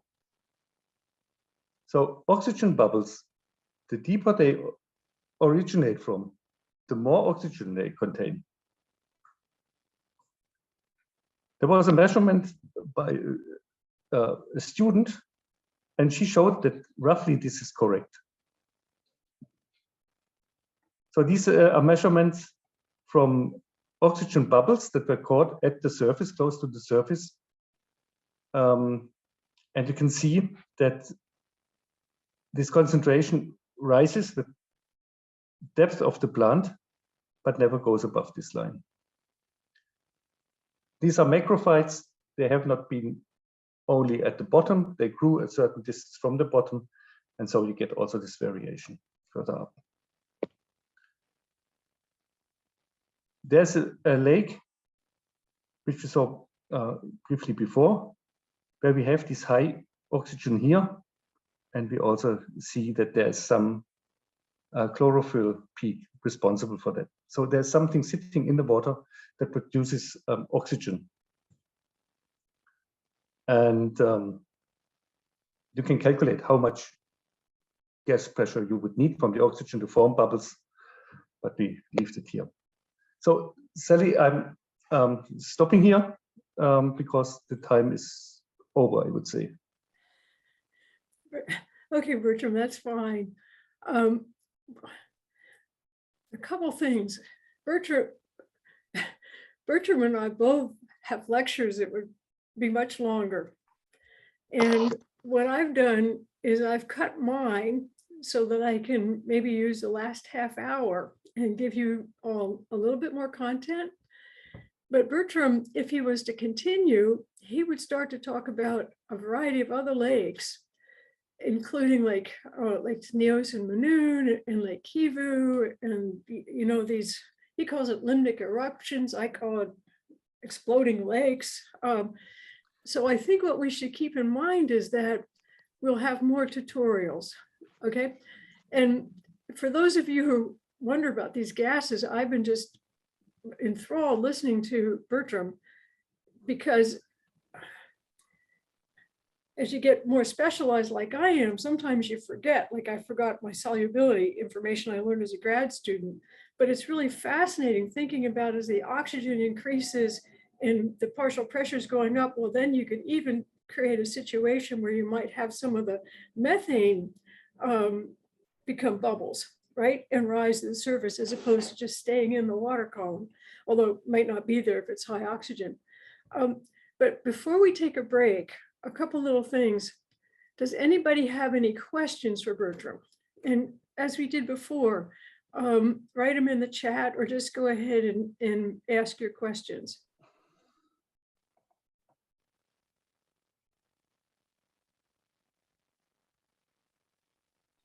Okay, I'm waiting. Yeah, so Okay, so Mandy, go ahead. Yes, thank you for your interesting presentation. I was listening very intently. And my question is actually related to what Sally just said about this bubble formation. Would it work the same way for methane bubble formation, or would it work very differently? Yeah, the calculation is exactly the same. Okay. So instead of having here the nitrogen plus the oxygen, if you form the bubbles in the sediment, you have the pressure at the depth, and this consists of the partial pressure of the nitrogen plus the methane. Yeah. And so you also get the depth dependence from for the methane, depending from how deep in the lake they originate from. So it doesn't really matter if it's in the sediment or in the water column in that sense, or would that? It does not matter, but only in the pore water. You can also have a certain stripping of the nitrogen, and so the concentration of the methane can still needs to get even higher than you would expect, because then the nitrogen partial pressure is also getting lower. I just assumed in this equation there is no oxygen anymore in the sediment, but usually don't produce amounts of methane when you have oxygen. Probably not, no. Okay, thank you for your interesting lecture. And then there's a question for Melanie. And I can read it to you, Bertram. It says, does the last part mean that bubbles can form but not surface? Those, as soon as you have a bubble, it has enough buoyancy to go up. If the bubble can exist for a brief moment, then it can surface. Whether it reaches the surface or whether it's dissolved on the way up depends on the length of the path and the concentration inside the water. So a bubble that is rising through the water where the concentrations of the gases are lower, and this is basically always the case. A bubble that comes from the sediment or from some submerged plant goes through water that has a gas pressure lower than the local pressure. And so the bubble usually loses gas while it's ascending. Yeah. Very famous example, the Black Sea, where you have methane flares coming from the ground, and they make it up a few hundred meters, but don't make it to the surface. Yeah. Okay, does anybody else have any further questions? Yes.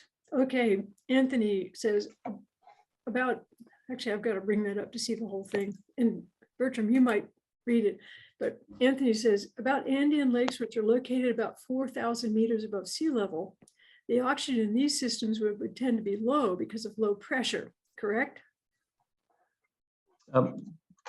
Just a moment. I just had to close my presentation that I can read the chat. So, which one was that? It's from Anthony Salazar Torres. Yeah. Anthony Salazar. About Anthony.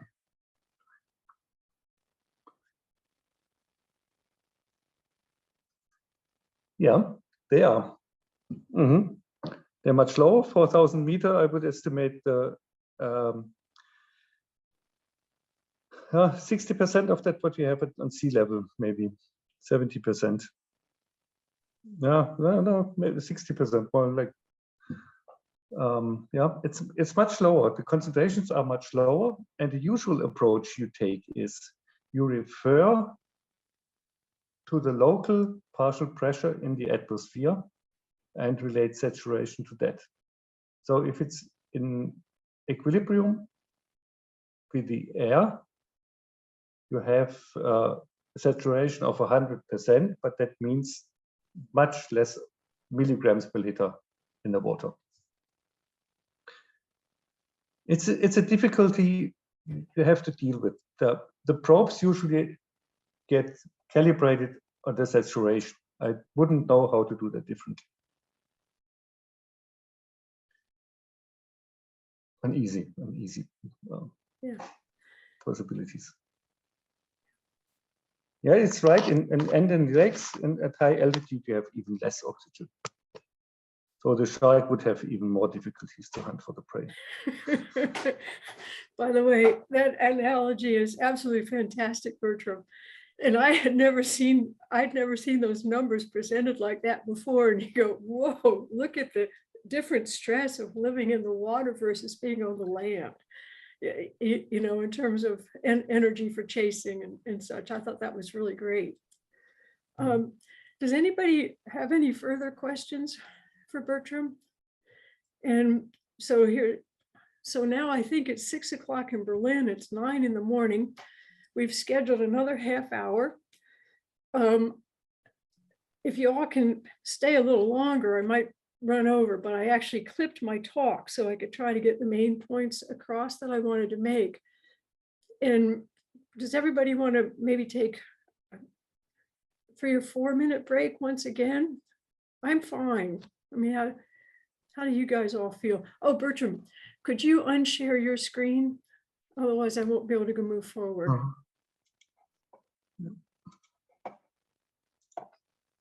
Yep. Okay, cool. Does anybody want to take a break for a second, or are you fine if I try to run on for the next half hour? Okay, I'll do my best, guys. And let's see. Oh, let's hold on just a second.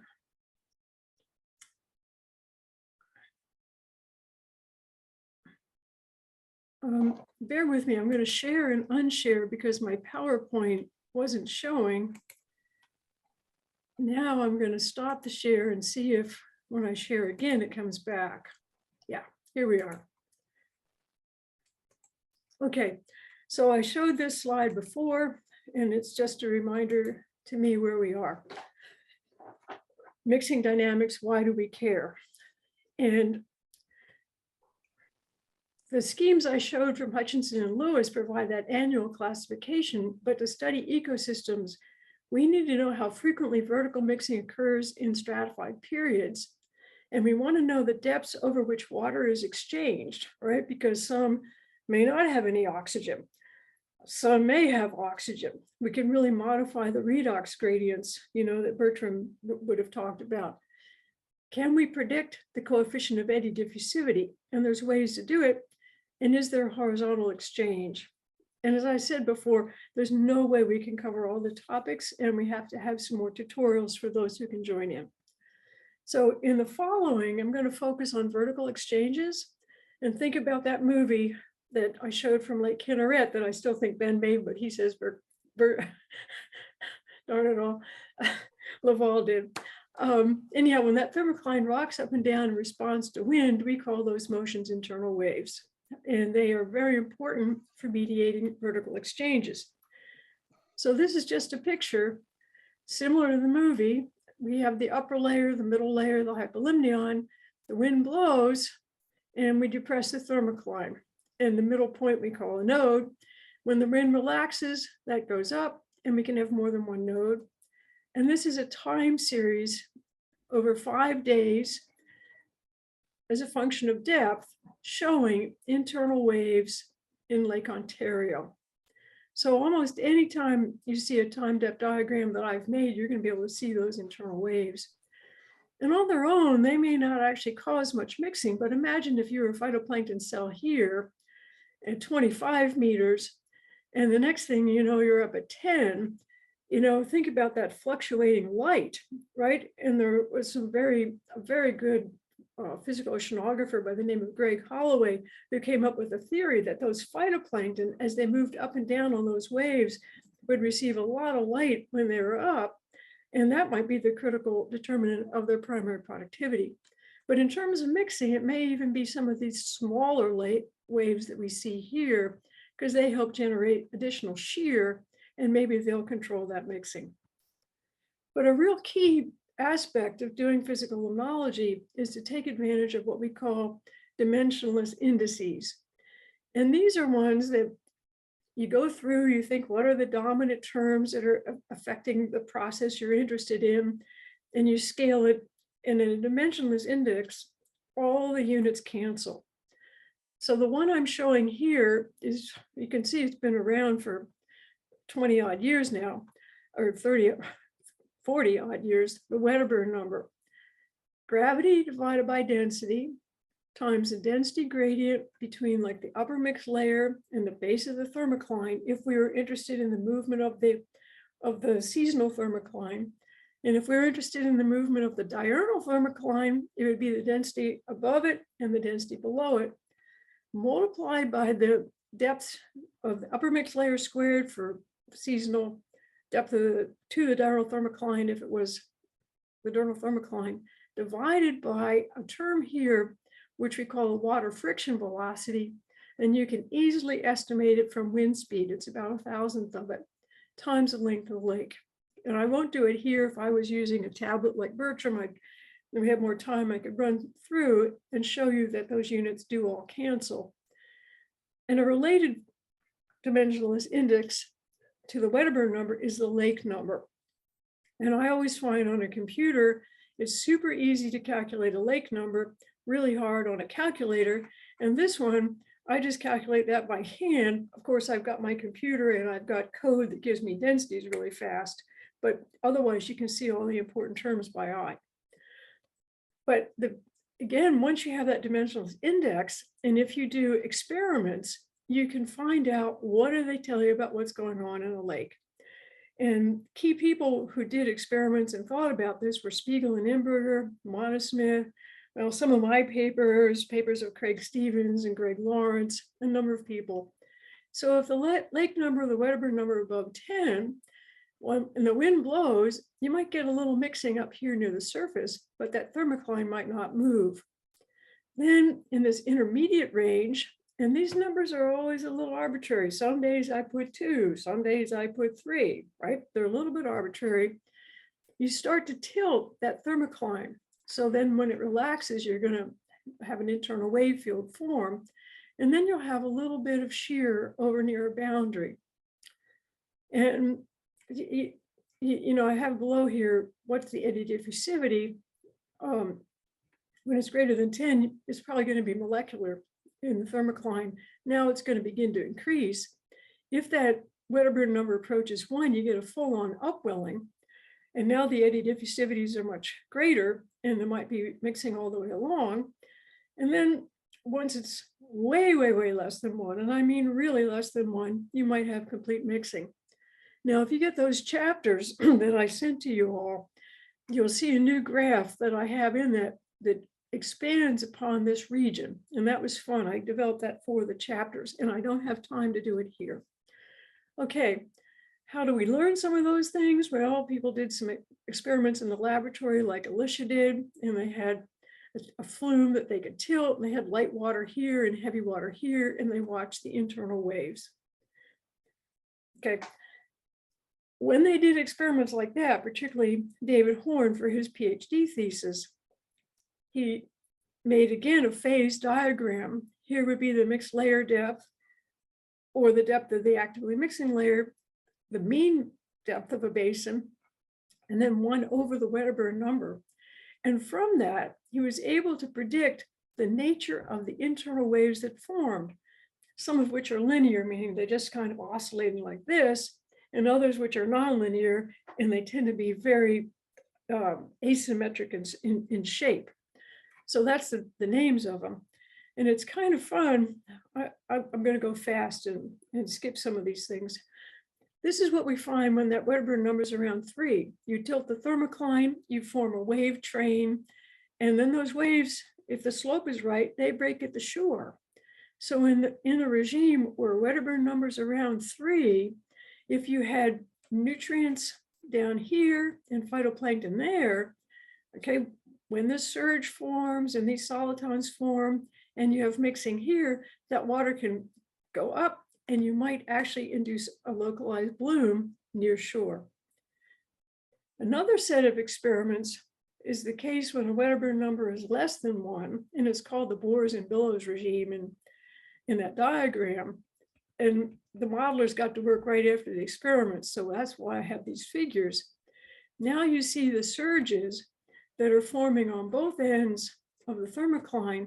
And now you see right here in the middle, these little things that are rolling up. They have a name, they're called Kelvin-Helmholtz billows. And when they roll up and they collapse, they break. And this particular regime, when that thermocline is really rocking and very unstable, you might actually have mixing all the way across the thermocline, across a whole lake, okay? But what's real important is that when the thermocline tilts that much, you can also have water come from here, and you can have water from the epilimnion go down there. So now you've got a mechanism that can cause a lot of exchange between the epilimnion and the hypolimnion, or between the water above a diurnal thermocline or below a diurnal thermocline. Very important mixing mechanism. So summarizing, breaking internal waves cause turbulence. They're a dominant mechanism for vertical exchange in the pycnocline and hypolimnion. As the Wedderburn number becomes smaller, the probability of wave breaking and the formation of Kelvin-Helmholtz billows increases, and eddy diffusivities increase. But now we've used this word a lot, and we haven't really talked about what it means. So it's a transfer coefficient used to calculate the fluxes of heat solutes and particulates. Now, molecular conductivity of heat is about 1.4 times 10 to the minus 7 meters squared per second. If we had solutes or gases, usually this is a -9, okay? Now, a KZ in the ocean thermocline might be 10 to the minus 5, right? So already we're looking at several orders of magnitude greater potential for mixing. And the idea for this term came from the kinetic theory of gases, where we have eddies of different sizes moving at different velocities. And if you multiply together sort of that mean velocity of the eddies times their mean length scale, you know, again, thinking about units, you have meters per second times meters, you get meters squared per second. So it's just a concept of eddies with a certain velocity and length scale working together and causing transport. So there's that equation I just gave you. I won't repeat it. Now, one of the things that we do as physical limnologists is we memorize numbers. What are reasonable numbers? And the same thing with Bertram and those gases. What are the solubilities? What are the pHs? What's the form of CO2 at pH 3? And what's it transform as we get to 7 and higher? Well, we do the same thing with the eddy diffusivities. So in the epilimnion, I kind of expect to see eddy diffusivities from 10 to the minus 5 to 10 to the minus 2 meters squared per second. In the thermocline, I expect them to be less because it's so much more stratified. And in the hypolimnion, it's a little more weakly stratified and they'll be higher. Also, we really do know that there tends to be more mixing near boundaries. In the movie I showed you, you saw that hypolimnetic water rising up like this, you know, as the thermocline was depressed over here, that those currents and those internal waves can induce mixing along the boundary. And then you could get actually quite high eddy diffusivities. So, and you know, just keep in mind numbers, because you go, oh, not much is going on in that lake, or oh, a lot might be happening here in terms of flux. Okay, and again, just to give you a little bit more feel for the term, if you did an experiment like Alicia, where you introduced a tracer, and let's say you put it at that your lake was 40 meters deep, and you put the tracer right here at 20 meters, the first day you went sampling, you might measure it spread like this, okay, because this acts as concentration. And the next time you went out, maybe 5 days later, the shape might be like so. It's based on this rate of spreading that we calculate the coefficient of eddy diffusivity. Okay, so that's just to give you a sense of, because the turbulence causes so much mixing, it causes solutes to spread. That's your key concept. Now, Alicia showed you these before. How fast is a system mixing? And we use L squared over KZ. And again, it's super nice because it gives you a sense, are we going to really have vertical transport or not? And so if we took an eddy diffusivity of 10 to the minus 5 meters squared per second, and we let L be the thickness of the thermocline, and now if we square that L, right, 10 times 10 is 100, we divide by 10 to the minus 5. And at this point, I do pull out my calculator because I've got so many seconds, I've got to divide it into days. It would take 100 days to have transport across a 10-meter thermocline. Now, if it was 4 meters, the time scale might be 18 days. If it was 2, it might be 5. Okay, so that's important to keep in mind. But it's also very important to realize that when we think about an eddy diffusivity like this, a KZ, we're only thinking vertically. If the Wedderburn or lake numbers are less than 1, then the connectivity might be immediately due to upwelling, okay, as we just talked about, exchange this way, exchange that way, and from all those Kelvin-Helmholtz billows. At that point, we're not looking at a totally one-dimensional process because the boundaries are very, very important. I like to kind of divide, well, just think about lakes in different categories. Are they lakes in which we sometimes have Wedderburn numbers between 1 and 10, or sometimes less than 1, or almost always greater than 10? And in the case where we would have them be in this range, both biotic and abiotic processes could cause the flux of nutrients. So here I'm envisioning a migrating zooplankton that's excreting nutrients, as well as these breaking internal waves that might cause flux. But if that Wedderburn or lake number is greater than 10, I don't have a breaking internal wave. And now those nutrients supplied might well just be because of the zooplankton excretion. And most people who've done experiments on fish excretion find it doesn't matter. However, those fish consume different species of zooplankton. And, if it's cladocerans that are left, there's usually a lot more nutrient excretion than if it's the copepods. So anyhow, difference in system where the biology is determining most of the nutrient fluxes. And here we can have a combination of physics and biology. So now I just want to compare some lakes by latitude. And the two lakes that I'm going to show you are basically the same size. And you'll see how different their thermal structure is and the amount of mixing based on those Wedderburn numbers. Okay. And here's Lawrence Lake. It's a temperate lake there in the middle, sort of mid-United States. It's dimictic. The data would be taken, ice would have been here, ice would form over here. And you see that it warms up in the summer and temperatures reach 30 degrees and it cools in the fall. It has diurnal thermoclines. It has a very thick metalimnion. And when we calculate the Wedderburn or lake number, they start low, but for most of the summer, they're here well above 10 and often up at 100. So we would expect that there would be very little vertical exchange in this lake. And when I calculated the coefficient of eddy diffusivity, the times when we have any mixing, right? So here's a 10 to the minus 3, here's that 10 to the minus 7, which is similar to molecular diffusion. It's just because of heat, mostly heat loss at night and then finally fall cooling.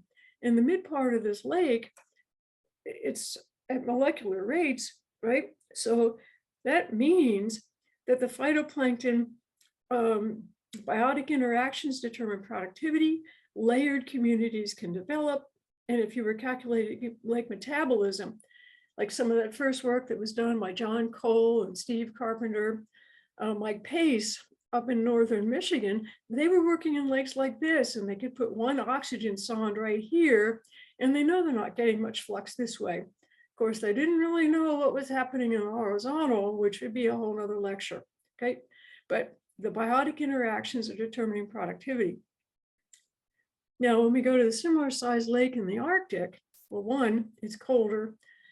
We don't form a strong stratification, right? I have the same, well, the temperature scale, I can't read it, but it's 20 odd here and 5 degrees here. And you can see that these temperatures are much less than in the temperate lake. I think that's about 14. Again, I can't see the numbers the way the zoom is. the thermocline is much thinner, and the Wedderburn number sometimes gets to 1, and here it's way less than 1. The thermocline was here, the Wedderburn number went down. You can see it got thin. If we calculated time scale of mixing, hours to days where we could have transport between these zones. And the eddy diffusivities, they're high here in the mixed layer. This should be 10 to the minus 3 and 10 to the minus 7 again. And you can also see that it's mixing in the lower water column. So this is a place where there is vertical exchange via internal wave induced mixing. Any layered communities are disrupted. Usually there's a chlorophyll maximum at the onset of stratification. It just gets mixed away. So it's a much more complicated environment for phytoplankton because they're being mixed around a lot. Trickier for the zooplankton as they try to graze. Okay, I'm watching our time. I think that I will just show you a comparison of the stratification and lake numbers in a cold summer in the Arctic and a warm summer in the Arctic. So you could see that the same lake could have different regimes, okay? So here's the time series thermal structure of Toolik Lake in the summer of 2003, which we call a cold summer. And the temperatures at most maybe made it to 14 degrees. You can see that thermocline gets really thin.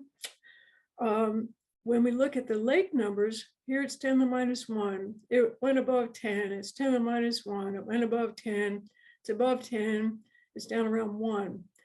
Then it's above, and you can see it stratifies for a while. Now it drops down to 1. Also, it's colder, we lose heat. But this lake, right, the eddy diffusivities following ice off are high. They're approaching 10 to the minus 4 meters squared per second. The stratification is formed. Now it slows down in the thermocline, but still there's some transport. We have a wind event, the lake number goes down. Again, there's mixing. So it's a case in this lake in this one summer that there's a lot of vertical exchange.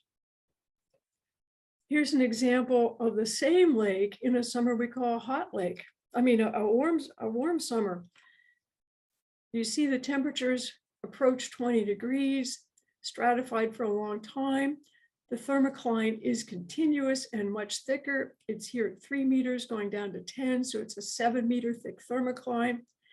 The eddy diffusivities within it are on the order of 10 to the minus 7. You're not going to have vertical exchange, right?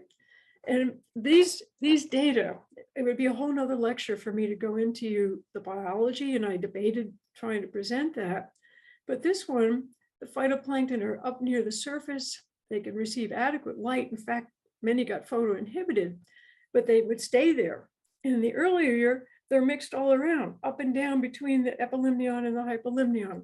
So very, very different environment for phytoplankton in these two different types of years. And I can re-say it. Warm summer had fewer clouds. It was less windy. The lake number was greater than 10. Thick thermocline, high coefficient of eddy diffusivity. The primary productivity was low. The colder summer was windier and the lake number was often below 3. Thinner thermocline, a lower eddy diffusivity plus upwelling. The primary productivity was moderate, but the phytoplankton, because of all that mixing, they were diluted. And the zooplankton were mixing. Grazing was difficult. So here, I think it's really important. We'll go back. Here's the slide that was behind that movie of Ben's. And it's a sketch on Lake Windermere in October, believe it or not, 1949. Upper mixed layer, thermocline viewed as just a single step, hypolimnion. The wind blows and it sets in motion currents near the surface, and then they return. The wind keeps blowing, and just as in that movie you watched, notice how the upper mixed layer, basically now it's downwelling over on the one side of the lake, and the hypolimnetic waters are upwelling to the surface. They could bring any of those nutrients, but also in this process, there's eddies right here. These are like those Kelvin-Helmholtz billows that I showed you in some of the modeling. Now, any phytoplankton here could be mixed down. They can be diluted. Okay, it finally keeps on going. And at the end, you can see that the warmer water was here and the colder water was here. So what's really important is in the sketch, you see that large thermocline tilt. There can be direct exchange between the hypolimnion and the epilimnion. Overall, the thermocline deepens.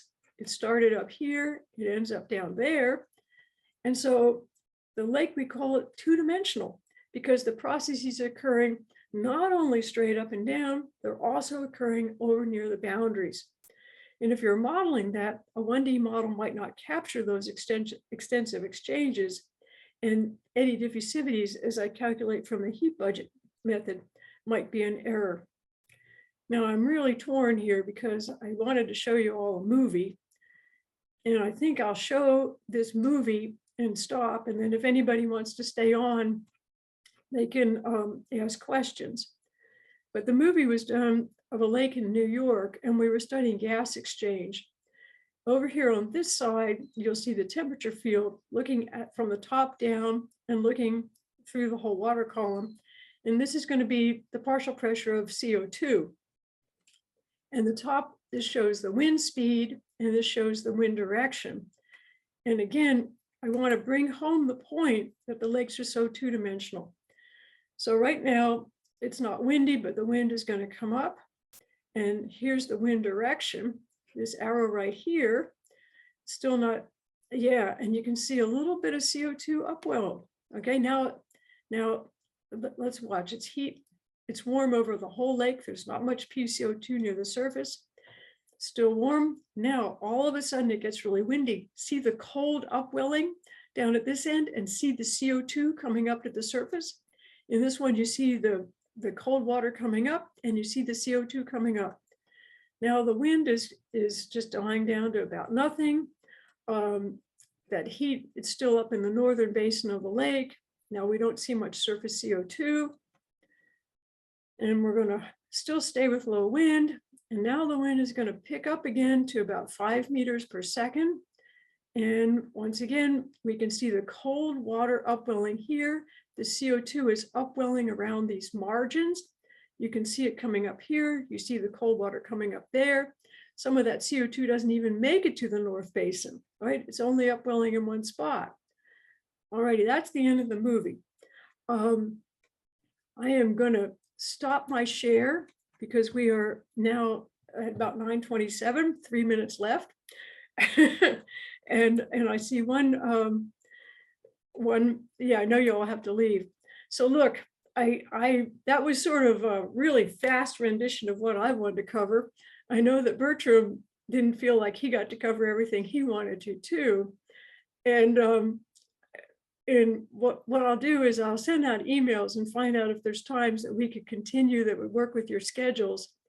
And besides Bertram and myself, Georgi Kirillin had been going to give a talk on winter limnology, and that didn't quite work out, and Hugo Ulloa on another type of modeling. So I would love it if we could continue on another date and then have you'll just get a little bit more exposure. So I'm going to assume that your answer is yes, and we'll work out dates. Another little announcement is on Wednesday, Bertram and Georgi will lead the physical limnology working group. It has no agenda at this point. Bertram's kept saying, Sally, what are we supposed to cover, right? I will log in here again from California at 6 a.m. for me when it starts, I think, or maybe it's 5. Somehow I'll manage to get in. But you all should feel free to come, because if you've had questions, from these talks, we can cover them. And otherwise we could talk about what are really key and important areas of like physics that we need to know more. Or we could say, Alicia showed those movies and she showed her experiments on the stream inflows. How could we design a coupled experiment that would allow us to see the biological implications of that? Bertram's done all that beautiful work on the dissolved gases. That we could think more, how do we really measure ebullition? Or how could we, oh, Alicia's here, hey. How could we link more in with Yeah, I'm going to say metabolism studies right now. But look, okay, since it's now 1 minute away, does anybody have any questions for me?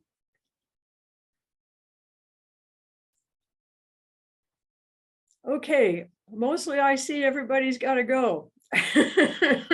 So I will, I'll I'll basically call this to the close, but if you want to stay after and ask a few questions, I'm here. Bertram is still here. Alicia is still here. And otherwise, we'll hope to see you this Wednesday in the Physical Limnology Working Group.